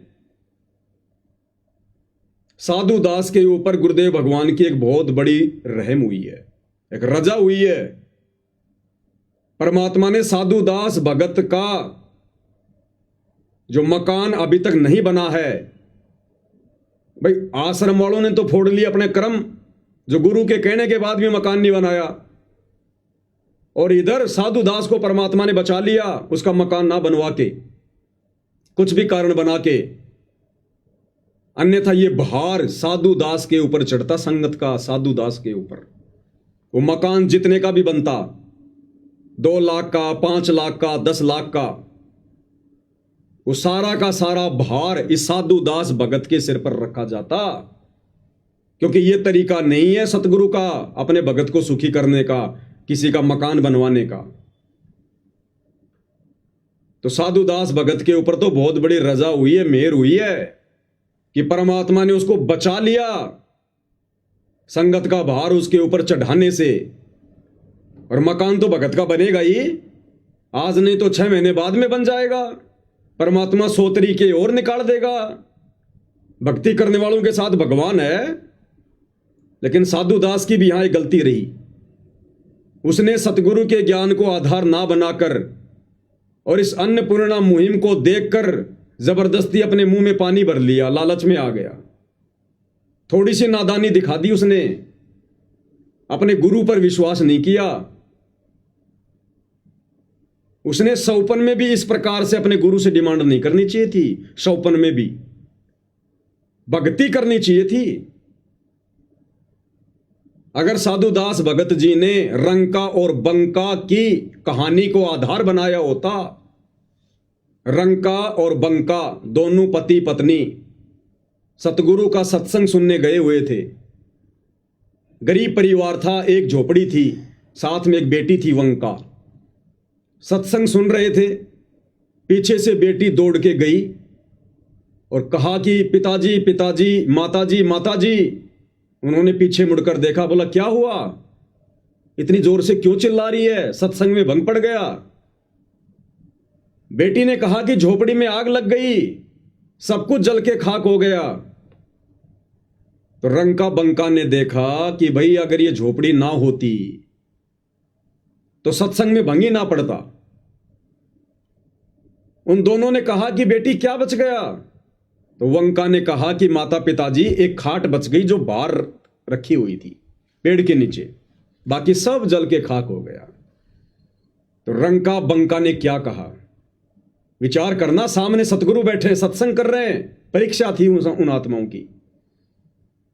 गरीब परिवार, एक झोपड़ी, सारा सामान जल गया, अनाज जल गया, और अपनी बेटी से कह रहे हैं कि बेटी और क्या बच गया। बोला जी एक चारपाई बची है जो बाहर थी। दोनों बोले उसको भी आग में डाल दे, अरे उसको भी आग में डाल के आ जा। अगर वो चारपाई ना बचती तो तू दौड़ के ना आती, सत्संग में भंग नहीं पड़ता। बेटा उसको भी आग में डाल के आ जा। बेटी भी आज्ञाकारी थी, तुरंत गई, उस खटिया को भी आग में डाल के वापस सत्संग में आके बैठ गई। और आराम से तीनों प्राणी सतगुरु का सत्संग सुन रहे हैं। घर की कोई चिंता नहीं, रात को कहां रहेंगे, क्या खाएंगे, कोई चिंता नहीं। सामने सतगुरु बैठे हैं। सत्संग के बाद भी सतगुरु से प्रार्थना नहीं की कि सतगुरु मेरा मकान जल गया, हे सतगुरु हम झूठ नहीं बोल रहे, हे सतगुरु देखो सत्संग में हमारी बेटी दौड़ के आई थी। अपने सतगुरु से प्रार्थना भी नहीं की कि हमारा मकान जल गया। उनकी परीक्षा थी, सतगुरु ने भी कुछ नहीं कहा, दंडवत प्रणाम किया, तीनों वापस घर। अब घर कहां रह गया, झोपड़ी जल गई, खाक हो गई, राख हो गई। पूरी रात झोपड़ी के आगे जो पेड़ था उसके नीचे बैठे रहे और परमात्मा की चर्चा करते रहे कि देखो आज सतगुरु ने कितना अच्छा ज्ञान बताया, सतगुरु ने नजर निहाल कर दिया। भाई हमारे धन भाग जो हमें ऐसे पूर्ण गुरु मिले, ऐसा ज्ञान ना आज तक कभी सुना, ना किसी ने सुनाया। और बच्चों हमने तो भक्ति करके सतलोक चलना है, एक दिन ये 21 ब्रह्मांड भी जल के राख होगा, उससे पहले पहले निकल लो यहां से। इस प्रकार की बातें करते करते, सतगुरु की महिमा करते करते, और कब उनकी आंख लग गई परिवार को पता ही नहीं। उस पेड़ के नीचे बैठकर झोपड़ी का रोजना नहीं रोया कि हमारी झोपड़ी जल गई, हे भगवान अब हम क्या करेंगे। आगे की प्लानिंग नहीं करी कि कल को कहां जाएंगे, कहां से पूड़े लेके आएंगे, हैं फिर झोपड़ी बनाएंगे, कुछ नहीं सोचा। और जब सुबह उनकी आंखें खुली तो देखा कि एक झोपड़ी जली थी, 2 झोपड़ी बनके तैयार खड़ी हैं, 2 झोपड़ी नई। उन्होंने झोपड़ी में प्रवेश भी नहीं किया। आकाशवाणी हुई कि बच्चों ये झोपड़ी मैंने बनाई है तुम्हारे लिए। आकाशवाणी पे विश्वास नहीं किया, बोला पहले अपने सतगुरु से पूछेंगे, उसके बाद में झोपड़ी में प्रवेश करेंगे। तीनों प्राणी आश्रम में गए, सतगुरु को पूरी कहानी बताई। सतगुरु ने कहा बेटा ये तुम्हारी परीक्षा थी, वो झोपड़ी मैंने बनाई, और बेटा तुम्हारे विश्वास को देखकर कि तुमने झोपड़ी का रोजना अपने गुरु से नहीं रोया कि मेरी झोपड़ी जल गई, मेरी झोपड़ी जल गई।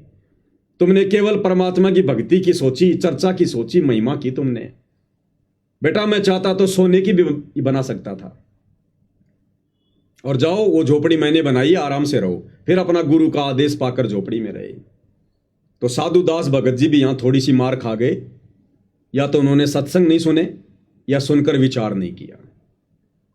अरे सतगुरु से झोपड़ी थोड़ी मांगनी है भगत ने। हर सत्संग में गुरु मना करता, बेटो कार कोठी मत मांगो, कार कोठी मत मांगो, बड़ी मुश्किल से तुम्हारा दाव लगा है, कलयुग की पिछली पीढ़ी में मांगने वाली चीज मांगो।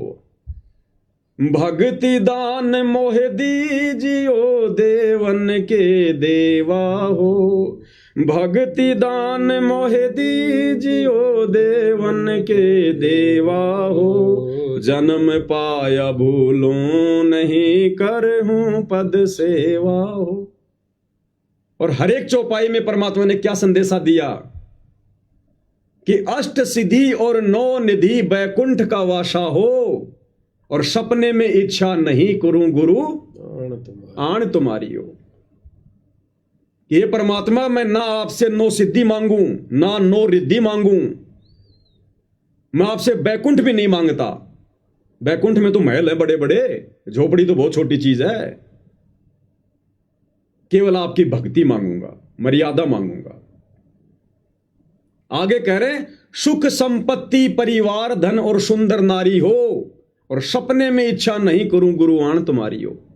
ये परमात्मा, मुझे इस गंदे लोक की कोई सांसारिक वस्तु नहीं चाहिए, कोई सुख नहीं चाहिए, मुझे कोई झूठी संपत्ति नहीं चाहिए, मुझे केवल आपकी भक्ति चाहिए।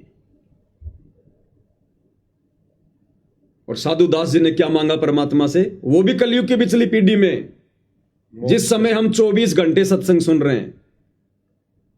रंका बंका 24 घंटे सत्संग नहीं सुनते थे। उस समय मोबाइल नहीं थे, मेमोरी कार्ड नहीं थे, सीडी डीवीडी नहीं थी, वो वैज्ञानिक युग नहीं था। फिर भी उन आत्माओं ने ज्ञान का परिचय दिया। तो यहां साधु दास जी ने तो गलती कर दी अपने गुरु से इस प्रकार की बातें कह के मकान बनवाने की, लेकिन सतगुरु दयालु है। सतगुरु ने फिर भी अपने भगत का मकान ना बनवाकर उसको बचा लिया, और सतगुरु के आदेश की पालना ना करके आश्रम वाले उल्टा दोषी बन गए। तो भगत साधु दास को इस गलती के लिए, अगर वो लाइव वीडियो देख रहे हो तो मेरी प्रार्थना है, इसी समय सतगुरुदेव जी को दंडोत करके इस गलती की क्षमा याचना मांगे। ये परमात्मा, आगे से इस दास से ऐसी गलती नहीं होगी। ये मालिक, ये तो झोपड़ी जली है, आप अगर रोड पर बैठा कर भी भक्ति करवाओगे, केवल भक्ति मांगूंगा। अपनी वाणी में क्या कहा परमात्मा ने कि नाम सहित बेवतन भला जो दर दर मांगे भीखा।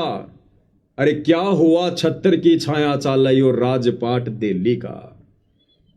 सतगुरु कहते हैं, बच्चों, यदि तुम्हें नाम मिला हुआ है, भक्ति तुम्हें प्राप्त है, और यदि किसी कारण से तुम्हारे को देश निकाला भी दे दिया जाए, और यदि तुम्हारे को मजबूरी में भीख का कटोरा हाथ में लेकर मांग मांग के खाना पड़े, तो भी बच्चों निराश मत होना। अपने गुरु में भक्ति में कोई दोष मत देखना, क्योंकि तुम्हें दुनिया की सबसे बड़ी संपत्ति ये नाम प्राप्त है। गुरु समान दाता नहीं और याचक शिष्य समान, भाई 3 लोक की संपदा सो गुरु दीनी दान। सतगुरु ने तुम्हें सबसे बड़ी संपत्ति दे रखी है, यहां के स्वर्ग बैकुंठ से भी उत्तम ये नाम दीक्षा, भक्ति, 5 यज्ञ।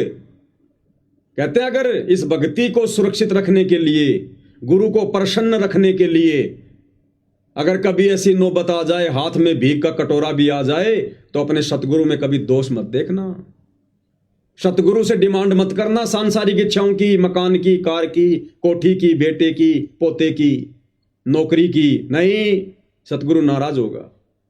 इस कलयुग की पिछली पीढ़ी में पूरा खुलासा करने के बाद, पूरा तत्व ज्ञान देने के बाद, और फिर भी तुम सतगुरु से क्या मांग रहे हो? तो साधु दास जी को परमात्मा ने बचा लिया, अन्यथा लाखों भक्तों का पैसा लेकर ये लोग इस प्रकार की मुहिम चला रहे हैं। और यदि साधु दास का ये मकान बन जाता तो परमात्मा पर साधु दास का अविश्वास समझा जाता, और हर एक भगत का भार साधु दास पे चढ़ता। इस कलयुग की पिछली पीढ़ी में पार नहीं हो पाता, और पार नहीं हुआ तो अगले जन्म में ना जाने किसी भगत का तो गधा बनता, किसी का सूअर बनता, किसी का बैल बनता, किसी का ऊंट बनता, सबका चुकाना पड़ता। तुमने उस दरगाह का महल नहीं देखा, धर्मराज का तिल तिल का लेखा। तो ये साधु दास जी पर बहुत बड़ी मेहर हुई है गुरुदेव की। ऐसे मकान तो परमात्मा लाख बनवा देगा। अगर ज्यादा ही मन में इच्छा है तो भगवान तुम्हें बहुत बड़ा रियल एस्टेट का बिल्डर बना देगा। लेकिन सत्संग को आधार बनाना, ऐसी इच्छा कभी मन में मत करना। गुरुदेव ने सम्मन की कथा बताई। सम्मन ने सतगुरु को भोजन करवाने के लिए आटा चोरी करते समय अपने बच्चे की गर्दन काट दी, और गर्दन काटने के बाद में सम्मन के मन में जरा सा दोष आ गया। उसको दोष तो नहीं कह सकते, लेकिन मन में जरा सा विक्षेप आ गया, एक बात आ गई मन में कि यदि आज मैं पैसे वाला होता, यदि आज मैं धनी होता, यदि आज मेरे पास में धन होता, तो मैंने अपने बेटे की गर्दन नहीं काटनी पड़ती। बस इतनी सी बात उसके मन में आई थी कि आज यदि मेरे पास में धन होता, परमात्मा ने उसकी वो इच्छा भी पूरी करनी पड़ी और उसी जन्म में उसको दिल्ली का 1 नंबर का सेठ बना दिया। गुरुदेव कहते हैं सेऊ और नेकी तो पार हो गए, लेकिन वो भाई फंस गया मन में जरा सा विक्षेप पैदा करके। जबकि साधु दास जी ने तो मकान मांग लिया भगवान से, मकान। और फिर अगले जन्म में वो ही सम्मान वाली आत्मा 9 शेरवा का बादशाह बना, 80 गंज खजाने। फिर अगले जन्म में बलक बुखारे का बादशाह बना वही सम्मन, जिसके ठाट बाट को देखकर देवताओं का राजा इंद्र भी शर्मा जाता था। तो ये तत्व ज्ञान सतगुरु ने क्यों दिया हमें? इसको आधार बनाकर भक्ति मार्ग पर आगे बढ़ने के लिए, आंख बंद करके चलने के लिए नहीं। अरे आंख बंद करके तो सतगुरु का परिवार खूब चल रहा है। आंख बंद करके तो शतलोक आश्रम मैनेजमेंट हरियाणा खूब चल रहा है। और हम भगत भी अगर इसी प्रकार से आंखें बंद करके चलेंगे भक्ति मार्ग पर, तो सतगुरु को फिर कौन से दिन प्रसन्न करेंगे? क्या वही गलतियां करते रहेंगे जो गलतियां हम आज से पहले करते आ रहे हैं, सतगुरु को दुखी करते आ रहे हैं? अरे बड़ी मुश्किल से सतगुरु रीझा है, पता नहीं कौन से सौभाग्य से प्रसन्न हुआ है। कलयुग की बिचली पीढ़ी में आके हम डूबते हुओं को सहारा दिया है, और आज मोक्ष मांगने के बजाय कार कोठी बेटा बेटी मांगते मांगते मर जाएंगे क्या? हमारी ये इच्छाएं, ये हवस कौन से दिन पूरी होगी फिर? जहां इच्छा, जहां आशा तहां बासा हुई, मन कर्म वचन सुमरियो सोई। हम तो फंस जाएंगे, यही काल फंसा लेगा, वो तो तैयार बैठा है, सावधानी हटी दुर्घटना घटी। तो कजोड़ दास जी, ये बहुत बड़ी एक दया, एक बहुत बड़ी मेहर मुझ पवन दास की नजरों में साधु दास जी के ऊपर हुई है। और आश्रम वालों ने गुरु के आदेश की अवहेलना करके उस भगत का मकान ना बना के अपने कर्म फोड़ लिए,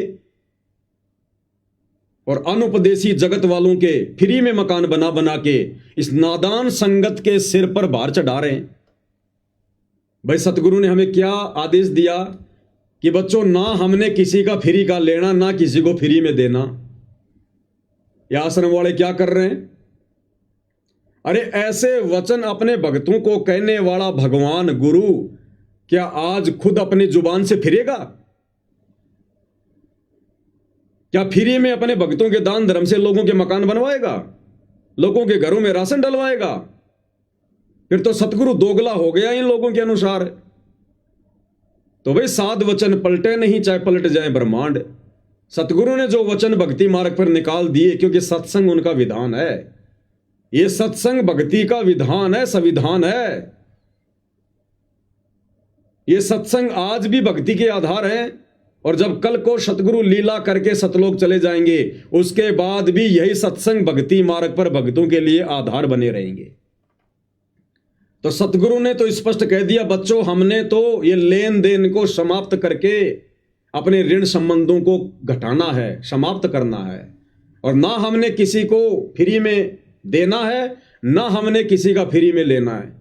अगर किसी की मदद भी करनी है तो उधार देकर मदद करो, ताकि समय आने पर वो तुम्हें पैसा वापस कर दे और तुम्हारे ऊपर भार ना चढ़े। अब यहां तो सरेआम फ्री में 15-15 लाख के मकान बनाए जा रहे हैं। उस घर में गैस सिलेंडर, अलमारी, राशन, आटा चक्की, सिलाई मशीन, पूरा दहेज का सामान दिया जा रहा है। भक्तों को ऋणी बनाया जा रहा है। जो जो भगत दान देकर सहयोग कर रहे हैं, ज्योति पाठ का पैसा देकर आश्रम वालों का सहयोग कर रहे हैं, वो सब दोषी बन रहे हैं परमात्मा के विधान अनुसार।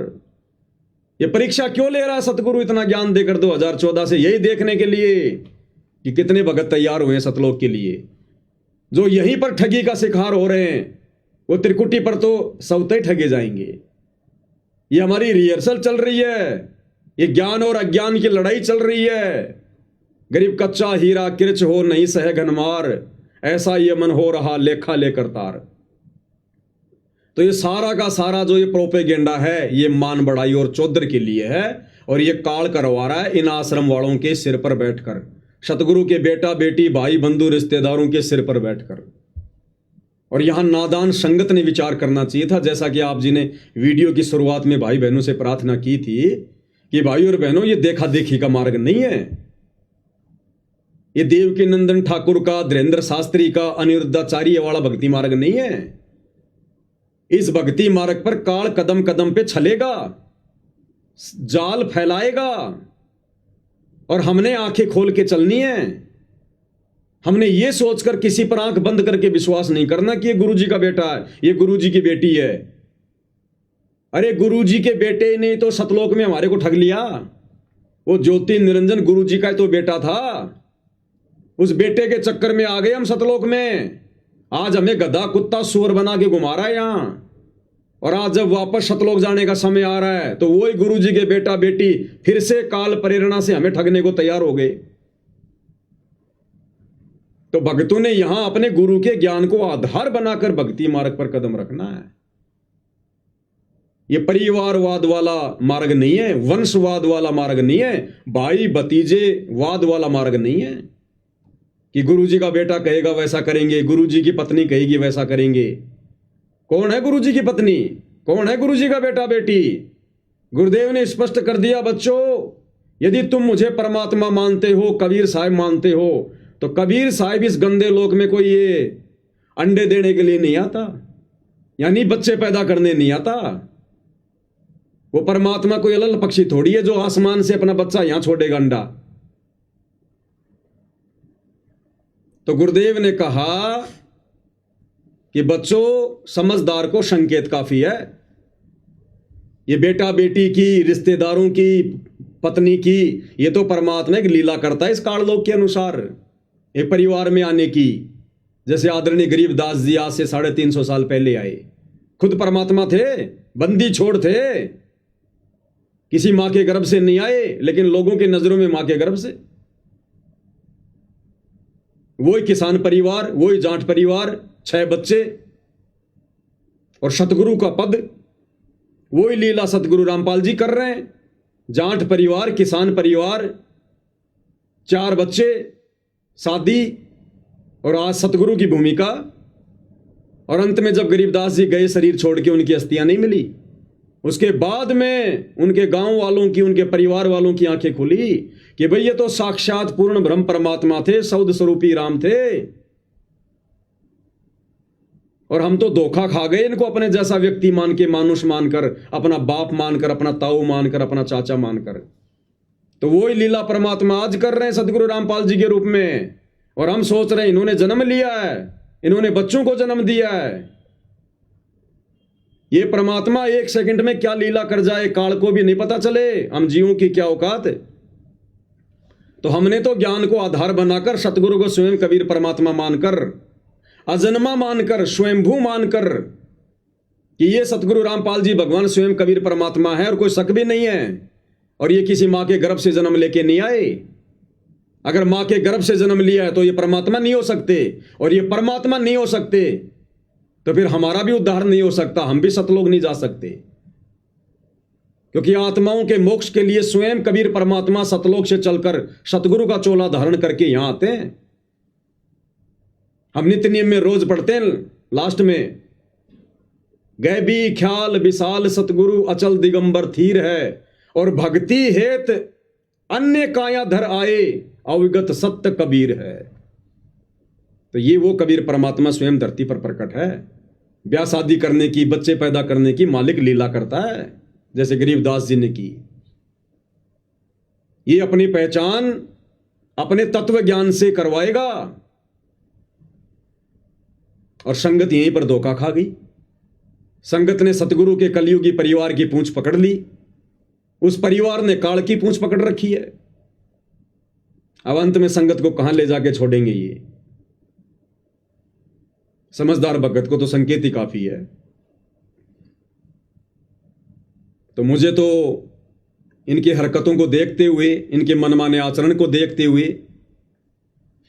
क्योंकि इस प्रकार की ये मुहिम, ये काल की मुहिम हो सकती है, सरकारों की मुहिम हो सकती है, इस प्रकार की मुहिम संतों की नहीं होती। संत अपने आशीर्वाद से भगत के धंधे में बरकत देकर, भगत के बच्चों को नौकरी लगाकर, अन्य बहुत सारे तरीके हैं, भगत के खेत में फसल में दे देगा बरकत। ये परमात्मा तो अलमारी में पैसे बढ़ा दे, तिजोरी में पैसे बढ़ा दे, अपने भक्तों को मजदूर बनाकर इस प्रकार से कार्य करवाने नहीं आता। ये तो भक्ति करवाने आता है। मजदूरी तो काल की अमावस से पहले ना कर रहे थे। तो कजोड़ जी, मुझे तो लगता है टोटल ये चौधरीपना प्राप्त करने का, मान बढ़ाई प्राप्त करने का, इस ज्ञान को ना समझ पाने के कारण, क्योंकि जरूरी थोड़ी होता है कि कोई सतगुरु का बेटा है, बेटी है, रिश्तेदार है तो ज्ञान को बहुत अच्छा समझेगा। किसने समझा? वो कमाल नाम का लड़का सतगुरु के झोपड़ी में रहा बचपन से और अंत में गुरुद्रोही हुआ, नहीं समझ पाया ज्ञान को। और बाकी 64 लाख भगत सोच रहे थे कि कमाल जितना ज्ञान किसी को नहीं है। धर्मदास के घर में काल का दूत पैदा हो गया, नारायण दास। गरीबदास जी के चारों बेटों ने आगे चल के भक्ति छोड़ दी। नानक जी के दोनों बेटे श्रीचंद और जयचंद नानक जी से विमुख हो गए थे, क्योंकि नानक जी ने अंगद को अपना उत्तराधिकारी बना दिया। नाराज हो गए, छोड़ दिया पंथ को, अलग पंथ चला दिया, निर्मल पंथ, बेड़ा गर्क कर दिया लोगों का। तो कहते हैं घर का जोगी जोगना, बाहर का जोगी सिद्ध, और दीपक तले हमेशा अंधेरा रहता है। ये सतगुरु का परिवार केवल माया को देखकर जुड़ा हुआ है, माया को देखकर। ना ज्ञान आधार इनको पहले था, ना वर्तमान में है। अब ये नादान संगत को विचार करना चाहिए, भाई तुमने किस चीज को आधार बनाकर ये निर्णय लिया है। भाई परीक्षा का समय है, सतगुरु तो कुछ भी आदेश देगा। परीक्षा के समय में सतगुरु कुछ भी आदेश देकर भगत की परीक्षा लेगा। सतगुरु तो कह देगा, हाँ बच्चों ये अन्नपूर्णा मुहिम मैंने चलाई है, मेरा आदेश है। लेकिन सतगुरु ने सत्संगों में क्या समझाया? परीक्षा के समय में तो सत्संगों को आधार बनाया जाएगा। जिस प्रकार सतगुरुदेव हमें एक कथा सुनाते हैं, एक संत के बहुत सारे शिष्य थे, संत ने काफी ज्ञान दिया, फिर एक दिन उनकी परीक्षा लेनी चाहिए और सतगुरु ने पहले सबको सामने बैठा कर कहा कि देखो भाई, गुरु से बढ़कर कोई नहीं होता, गुरु की आज्ञा सबने माननी चाहिए। जो गुरु की आज्ञा नहीं मानता वो गुरुद्रोही होता है, उसको तो नरक में भी ठिकाना नहीं है। सबने कहा हाँ गुरुदेव, गुरु की आज्ञा माननी चाहिए। फिर उस गुरु ने तुरंत कहा कि भाई अब मेरी आज्ञा है, मेरा आदेश है, आपने अपने पैर का जूता निकालो, मेरे सर में 5-5 मारो, सबकी गर्दन नीची।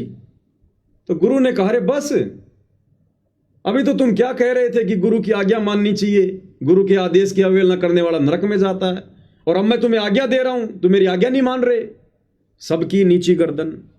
एक भगत खड़ा हुआ, समझदारी से काम लिया, विवेक से काम लिया, क्योंकि वो परीक्षा का समय था।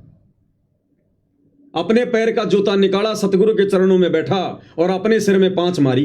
गुरु ने कहा, भाई डांडी मत मार, मैंने तो मेरे सिर में मारने के लिए कहा है। तो उस शिष्य ने कहा कि ये गुरुदेव, इस दास का शीश भी तो आप ही का है। सिर सौंपया गुरुदेव को, सफल हुआ यो शीश, और नितानंद इस शीश पर आप बसे जगदीश। कि गुरुदेव, इस दास का शीश भी तो उपदेश लेने के बाद आपका ही है। मैंने अपने सिर पर मार दिए, समझो आपके सिर पर मार दिए। गुरु बड़ा प्रसन्न हुआ।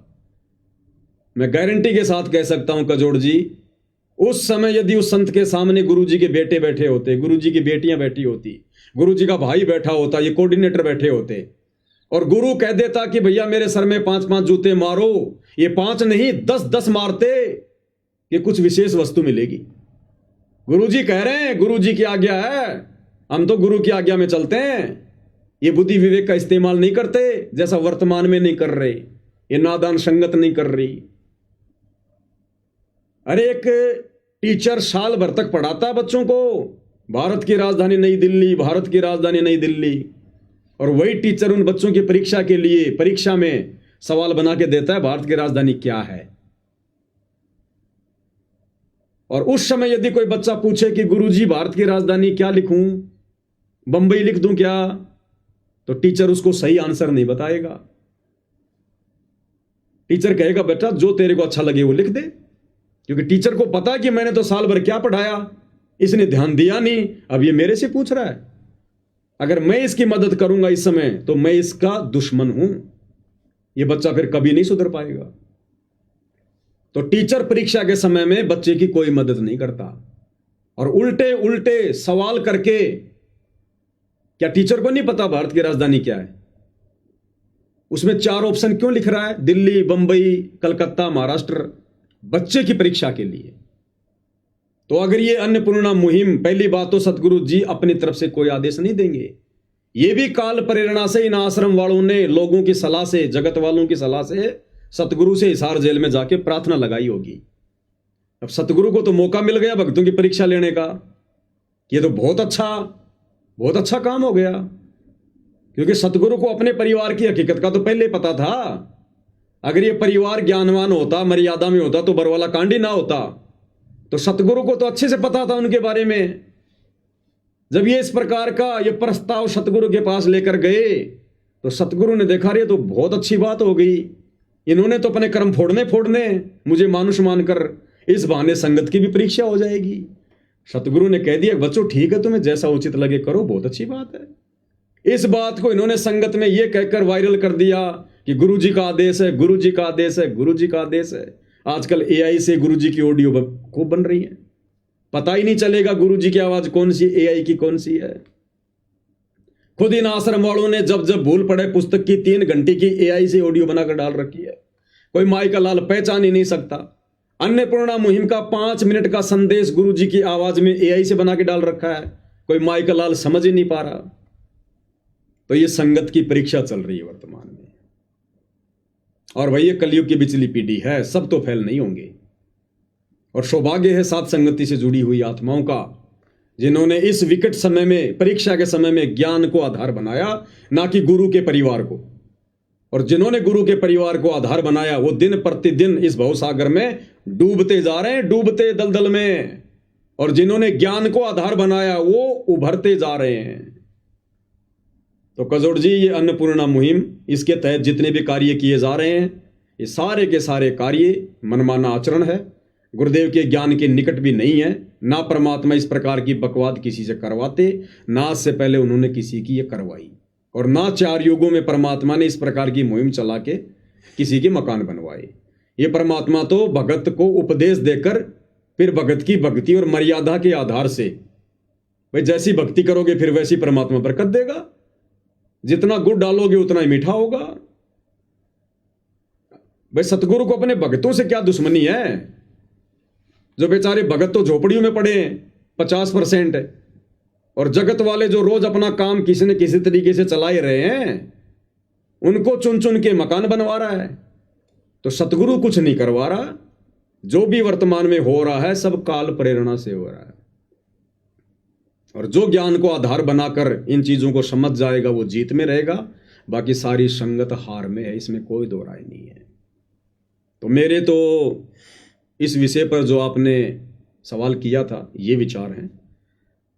बाकी आप क्या विचार रखते हैं भाई बहनों को, और क्या संदेशा देना चाहते हैं आप जी? तो भाई और बहनों, पवन दास जी से जाने आध्यात्मिक सोच अनुसार, आध्यात्मिक ज्ञान के अनुसार इनके विचार जाने कि आश्रम वाले जो भाई हैं, सेवादार हैं, जो अन्नपूर्णा मुहिम के तहत जो अभी कार्य कर रहे हैं, वो भक्ति मार्ग में ज्ञान आधार से, आध्यात्म की दृष्टि से कितना सही है या नहीं। तो इन्होंने क्लियर कर दिया ज्ञान आधार से, सबूत और प्रमाण सहित, कि आश्रम वाले भाई केवल और केवल मान बढ़ाई वश, अपनी चौधर वश, अपना सम्मान करवाने वश और जगत में अपनी वाहवाही लूटने के वश ये मुहिम चला रहे हैं। इसका प्रमाण भी पवनदास जी आगे बता सकते हैं कि इनके बारे में गुरुजी ने कुछ बोला है किसी सत्संग में या किसी और विशेष संदेश में या और किसी माध्यम से, तो ये बताएंगे। बाकी भाई और बहनों, ये सारी चीज़ें जो अभी वर्तमान समय में चल रही है आश्रम वाले भाइयों की तरफ से, ये केवल और केवल जगत वालों से अपनी मान बढ़ाई वश, अपना सम्मान करवाने वश और अपनी चौधर पाने की वश ये जगत में ये कार्य कर रहे हैं। अन्यथा पवनदास जी ने भी बताया कि एक भगत है दिल्ली से, तो उसकी प्रार्थना करने के बावजूद और संत रामपाल जी महाराज जी का आदेश आने के बावजूद उसका मकान नहीं बनाया गया। यानी गुरु का आदेश हो मकान बनाने का, फिर भी मैनेजमेंट आश्रम वाले उसका मकान नहीं बनाया, उन्होंने उसका मकान नहीं बनाया। और एक जगत वालों की छोटी सी प्रार्थना पर, जिनके पहले से मकान कुछ रहने लायक हैं, तब भी उनके मकान दोबारा फोड़कर उनके मकान बनाए जा रहे हैं। यानी उनके लिए रहने की व्यवस्था है, फिलहाल वो रह सकते हैं, अपना टाइम पास कर सकते हैं, लेकिन फिर भी उनका मकान उसको फोड़कर दोबारा से 2 मंजिला मकान बनाया जा रहा है। कारण कि वहाँ पे इन्होंने बताया कि गांव के सरपंच को साथ लेकर उनके हाथों उनको चाबी दिलवाना, फोटो खिंचवाना, वीडियो बनवाना, यानी वहाँ के गांव वालों की नज़रों में अपनी चौधर और मान बढ़ाई पाना, अपना सम्मान करवाना, उनकी नज़रों में एक अपने आप को एक ये मान लो कि आप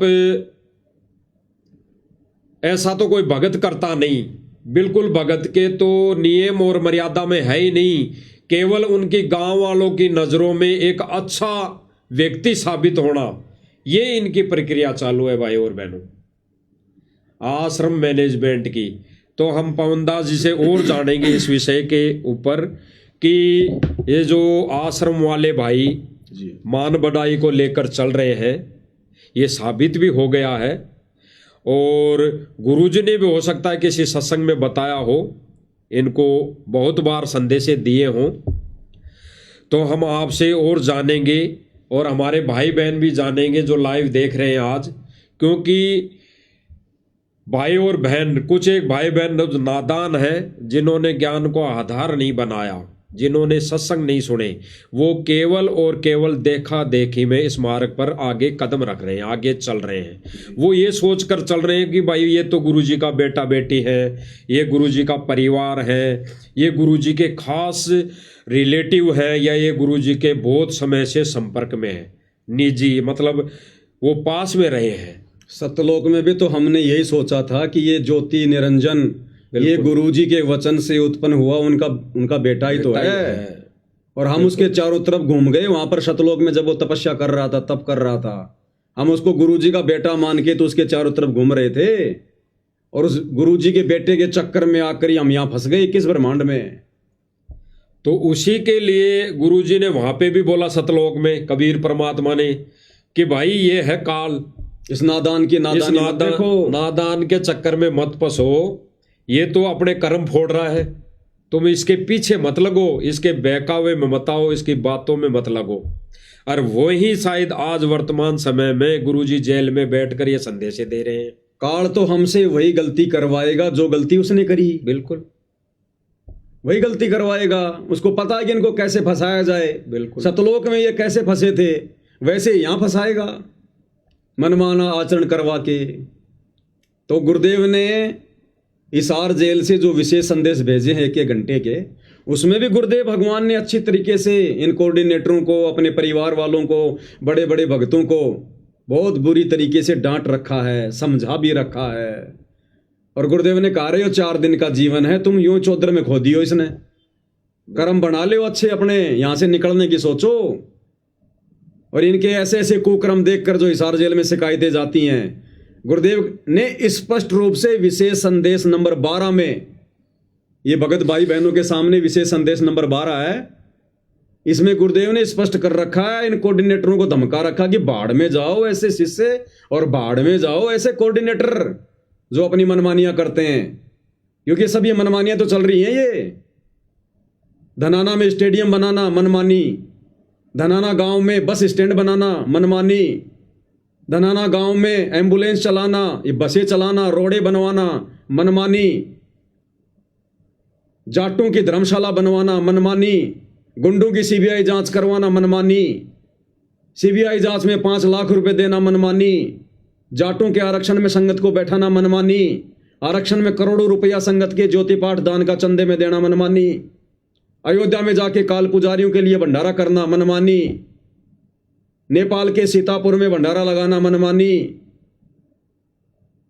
मुसलमानों के विरोध में बजरंग दल वालों के साथ मिलकर मध्य प्रदेश के देवास में आंदोलन करना मनमानी, परशुराम की जयंती में जाना, भक्तों की मर्यादा तोड़वाना, समाधि पूजवाना मनमानी, मुख्यमंत्री की रैलियों में भक्तों को ले जाना मनमानी, सिरसा की अनाज मंडी में नकली कबीर पंथियों के साथ मिलकर कबीर जयंती मनाना मनमानी।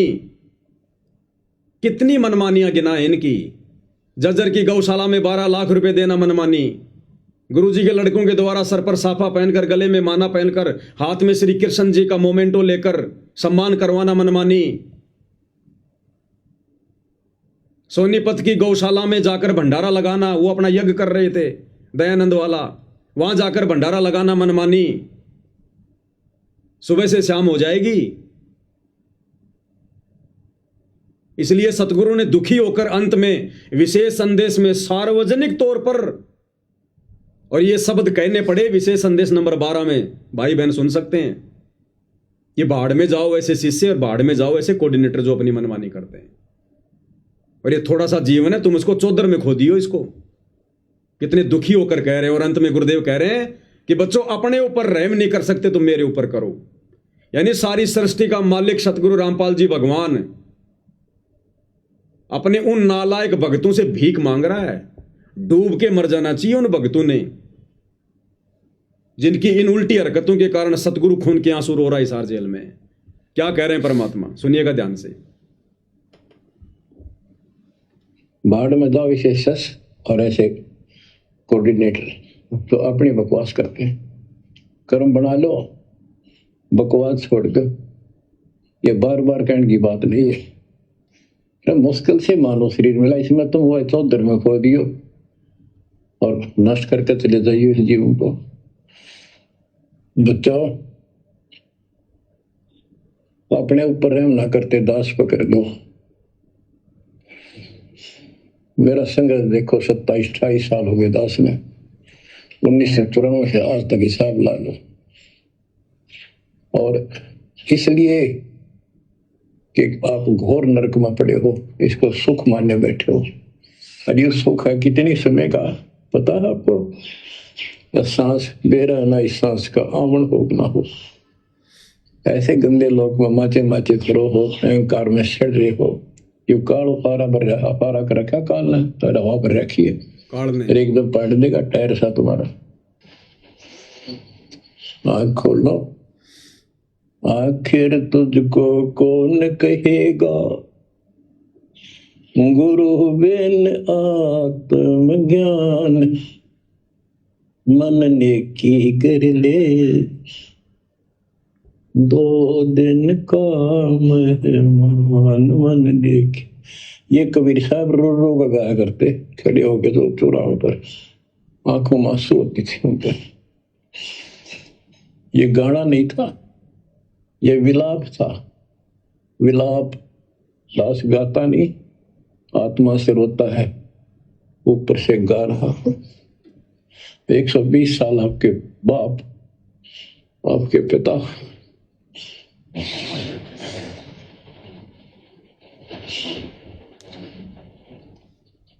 एक झोपड़ी में रहे, गर्मी सर्दी बारिश हो गई, हमारे लिए पड़े रहे, क्योंकि वो आते हमारे को सद्बुद्धि देने के लिए, पर हमारे ऊपर काल का प्रभाव जबरदस्त है।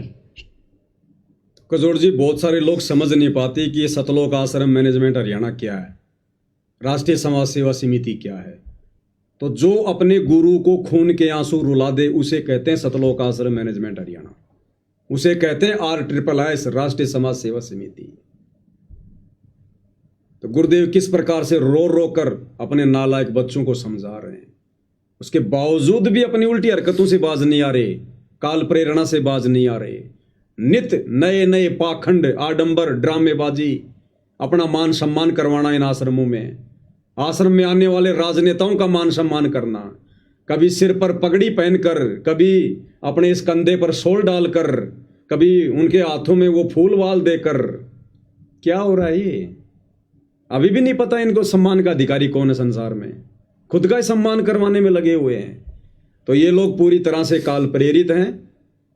और संगत यदि इनको गुरु का बेटा बेटी समझ के, भाई बंधु समझ के, या बड़े बड़े भगत समझकर इनकी पूंछ पकड़कर यदि भवसागर को पार करना चाहेगी, तो ये तो डूबे हुए हैं, इनको भी ले डूबेंगे। हम तो डूबेंगे सो डूबेंगे सनम, तुमको भी ले डूबेंगे। और दास ने वैसे तो साधु दास भगत जी के घर का वीडियो दिखा दिया है। ये खुद भगत है जो वहां पर देख रहा है, जो माइक हाथ में लेकर। हरियाणा फास्ट न्यूज नाम से इसका यूट्यूब चैनल है। और फिर भी किसी को शंका हो तो दास ने इस लाइव वीडियो में नीचे नीचे कमेंट्स को जो है वो पिन कर दिया है। उसमें साधु दास भगत जी का मोबाइल नंबर है, जिसका घर जला हुआ है। आप डायरेक्ट उससे भी बात करके जानकारी प्राप्त कर सकते हो कि भाई अभी तेरा मकान बना कि नहीं बनाया, आपने गुरु जी से प्रार्थना करी कि नहीं करी। जैसी दास को सत्य जानकारी प्राप्त हुई, खुद उन्होंने मुझे मैसेज किया, उन्होंने सारी बातें बताई। उसी आधार से दास ने आप भाई बहनों के सामने रख दी। बाकी उनका मोबाइल नंबर मैंने आप भाई बहनों को नीचे कमेंट्स में डाल दिया है। जिसको शंका हो वो बात कर सकता है। बाकी आप बताइए बाबा जी। बिल्कुल भाई और बहनों, पवन दास जी ने बिल्कुल सही बताया है। भाई जो भगत जी हैं, साधु दास जी हैं, उनसे जानकारी मिलने के बाद ही इन्होंने सारी चीज़ें बताई हैं। क्योंकि साध संगति का मतलब ये है कि साध संगति सत्य की संगति, और जब तक सत्य नहीं होता तो साध संगति में कोई बातें नहीं होती। तो जब सत्य सामने आया तभी आगे बातें हो रही है। अन्य भाई बहनों तक इस लाइव के माध्यम से ये सच्चाई बताई जा रही है। और अभी गुरुदेव भगवान का जो विशेष संदेश नंबर 12 था, इसमें गुरुदेव भगवान ने कहा है कि भाई ये काल ने हवा भर रखी है, टायर सा फाड़ देगा।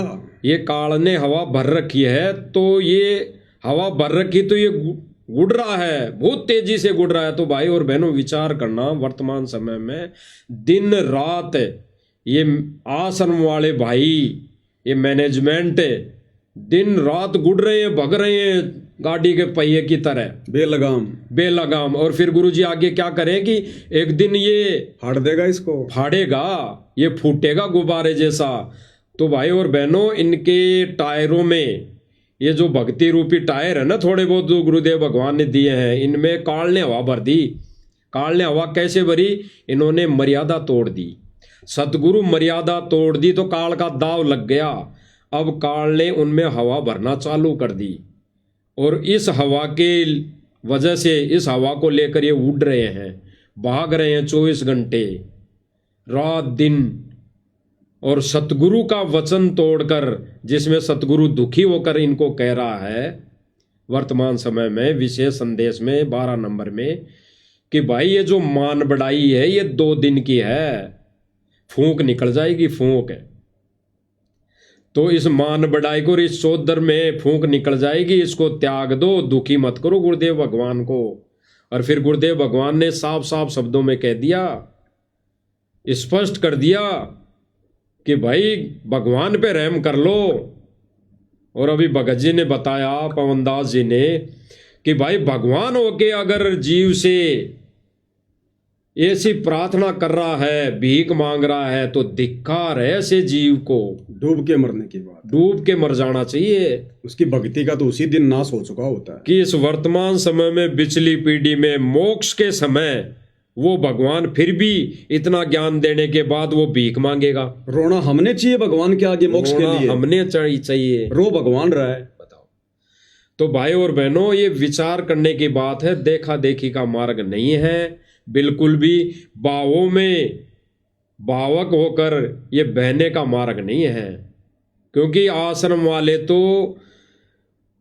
काल की हवा से चल रहे हैं। तो ये तो सारी वीडियो भी वही दिखाएंगे जैसा अभी वर्तमान समय में ये जो पिछला समागम हो चुका, इसके अंदर वही वीडियो दिखाई गई, पानी निकालने वाली, मकान बनाने वाली, और संगत उनको देख देख के रो रही हैं। जबकि गुरुदेव भगवान ने क्या कहा कि भगवान के बोले गए वचनों पर आंसू आने चाहिए। तो सत्संग में तो किसी के आंसू आते नहीं, कभी दिखाया नहीं, वीडियो में कभी भी नहीं दिखाया। और ऐसे वीडियो जो AI से बनाए गए हैं, जो काल प्रेरणा से मदद करके बनाए गए हैं, उन पर भगत आंसू बहा रहा है। तो गुरुदेव भगवान इनके ऊपर भी कह रहे हैं कि झूठे आंसू बहाने से अच्छा है ये भक्ति छोड़ दो, फिर आश्रम में आने की जरूरत नहीं।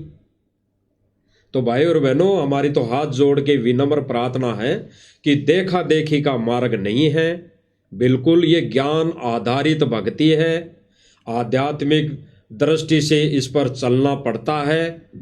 और दूसरी बात रही कि आश्रम वाले जो भाई हैं, ये बिल्कुल ही गुरुजी के ज्ञान आधार के विपरीत सारा कार्य कर रहे हैं, विपरीत संगत को ये चला रहे हैं।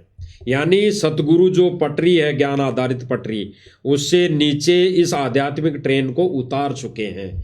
बाकी बचने वाले भाई बहन तो भाई अपना बचाव कर लेंगे। साथ में दो नाव चल रही हो तो भाई एक नाव में अगर छेद हो रहा है तो भाई तुरंत ज्ञानवान भगत का, ज्ञानवान आत्मा का एक ही उद्देश्य, एक ही फर्ज बनता है कि उसमें से छलांग उस सत्य की नाव में लगा जाए। बेड़ा देखा जरजरा उत्तर चले फड़क। तो ये ही सतगुरु का आदेश है, सतगुरु का वचन है, तभी हम बच सकते हैं भाई और बहनों। तो ये आश्रम वाली जहाज तो भाई डूबने वाली है और परमात्मा ने सात संगति रूपी नौका बिल्कुल बराबर में खड़ी कर रखी है। समझदार होगा वो तो डूबती जहाज से तुरंत छलांग मार देगा सात संगति में भाई। और जिसने मरना भाई वो बैठा रहेगा आंखें बंद करके। बाकी जो भी भाई बहन इन वीडियो को कुछ कमजोरी के कारण समझ नहीं पाता है, लाइव वीडियो को, इन लाइव संदेशों को, और वो इनको ना समझकर कुछ अटबड़ सी करते हैं, तो भाई और बहनों विचार करने की बातें हैं। भाई विचार करने की बातें, उनसे तो अच्छी बात यहाँ है, उनसे तो अच्छी बात यहाँ है, वहाँ यहाँ राजनीति तो नहीं हो रही, यहाँ किसी का पक्ष विपक्ष तो नहीं हो रहा, यहाँ किसी धरना प्रदर्शन पे तो नहीं ले जाके बैठाया जा रहा। यहाँ पे केवल गुरुदेव भगवान की महिमा ही तो गाई जा रही है, महिमा ही तो बताई जा रही है। गुरुदेव भगवान के सत्संग आधार से सारी चीजें बातें की जा रही है। ऐसा तो नहीं कि मर्यादाएं तोड़वाई जा रही, तो उससे तो अच्छा है, कम से कम भगवान को रिझा रहे हैं जो भी भक्ति क्रिया करके। तो भाई और बहनों विचार करना इन बातों पे और गहराई से चिंतन मनन करना कि ये जो साथ संगति के वीडियो हैं, सत्सेवकों के वीडियो हैं, ये किस पर्पज और किस आधार पर, और इनका क्या मूल्य है, क्या औचित्य है, क्या इनका रीजन है, इन पर विचार विमर्श करके भाई और बहनों ये दो नाव परमात्मा ने खड़ी कर रखी है। अब कौन सी नाव में सवार होना है वो भक्तों के ऊपर डिपेंड करता है, संगत के ऊपर डिपेंड करता है, आप और हमारे ऊपर निर्भर करता है कि हमने उस छेद हुई नौका में बैठे रहना है या सतगुरु के उस विमान में बैठना है जो सीधा सतलोक जाएगा। तो भाई और बहनों विचार करने की बातें हैं, बाकी और भी बातें होती रहेंगी। मालिक के आशीर्वाद से वीडियो बनते रहेंगे, ज्ञान आधारित बातें होती रहेंगी। सभी भाई बहन इसी प्रकार से जुड़े रहिए। आज की वीडियो में गुरुदेव भगवान के आशीर्वाद से केवल इतना ही। परमेश्वर हम सबको आशीर्वाद दें, हमारा मार्गदर्शन करें, हमें इसी प्रकार ज्ञान आधार वाले तरीके से भक्ति मार्ग पर आगे बढ़ाते रहें। एकमात्र यही हमारी कामना पूज्य गुरुदेव भगवान के चरणों में है। बंदी छोड़ सतगुरु रामपाल जी भगवान की जय हो।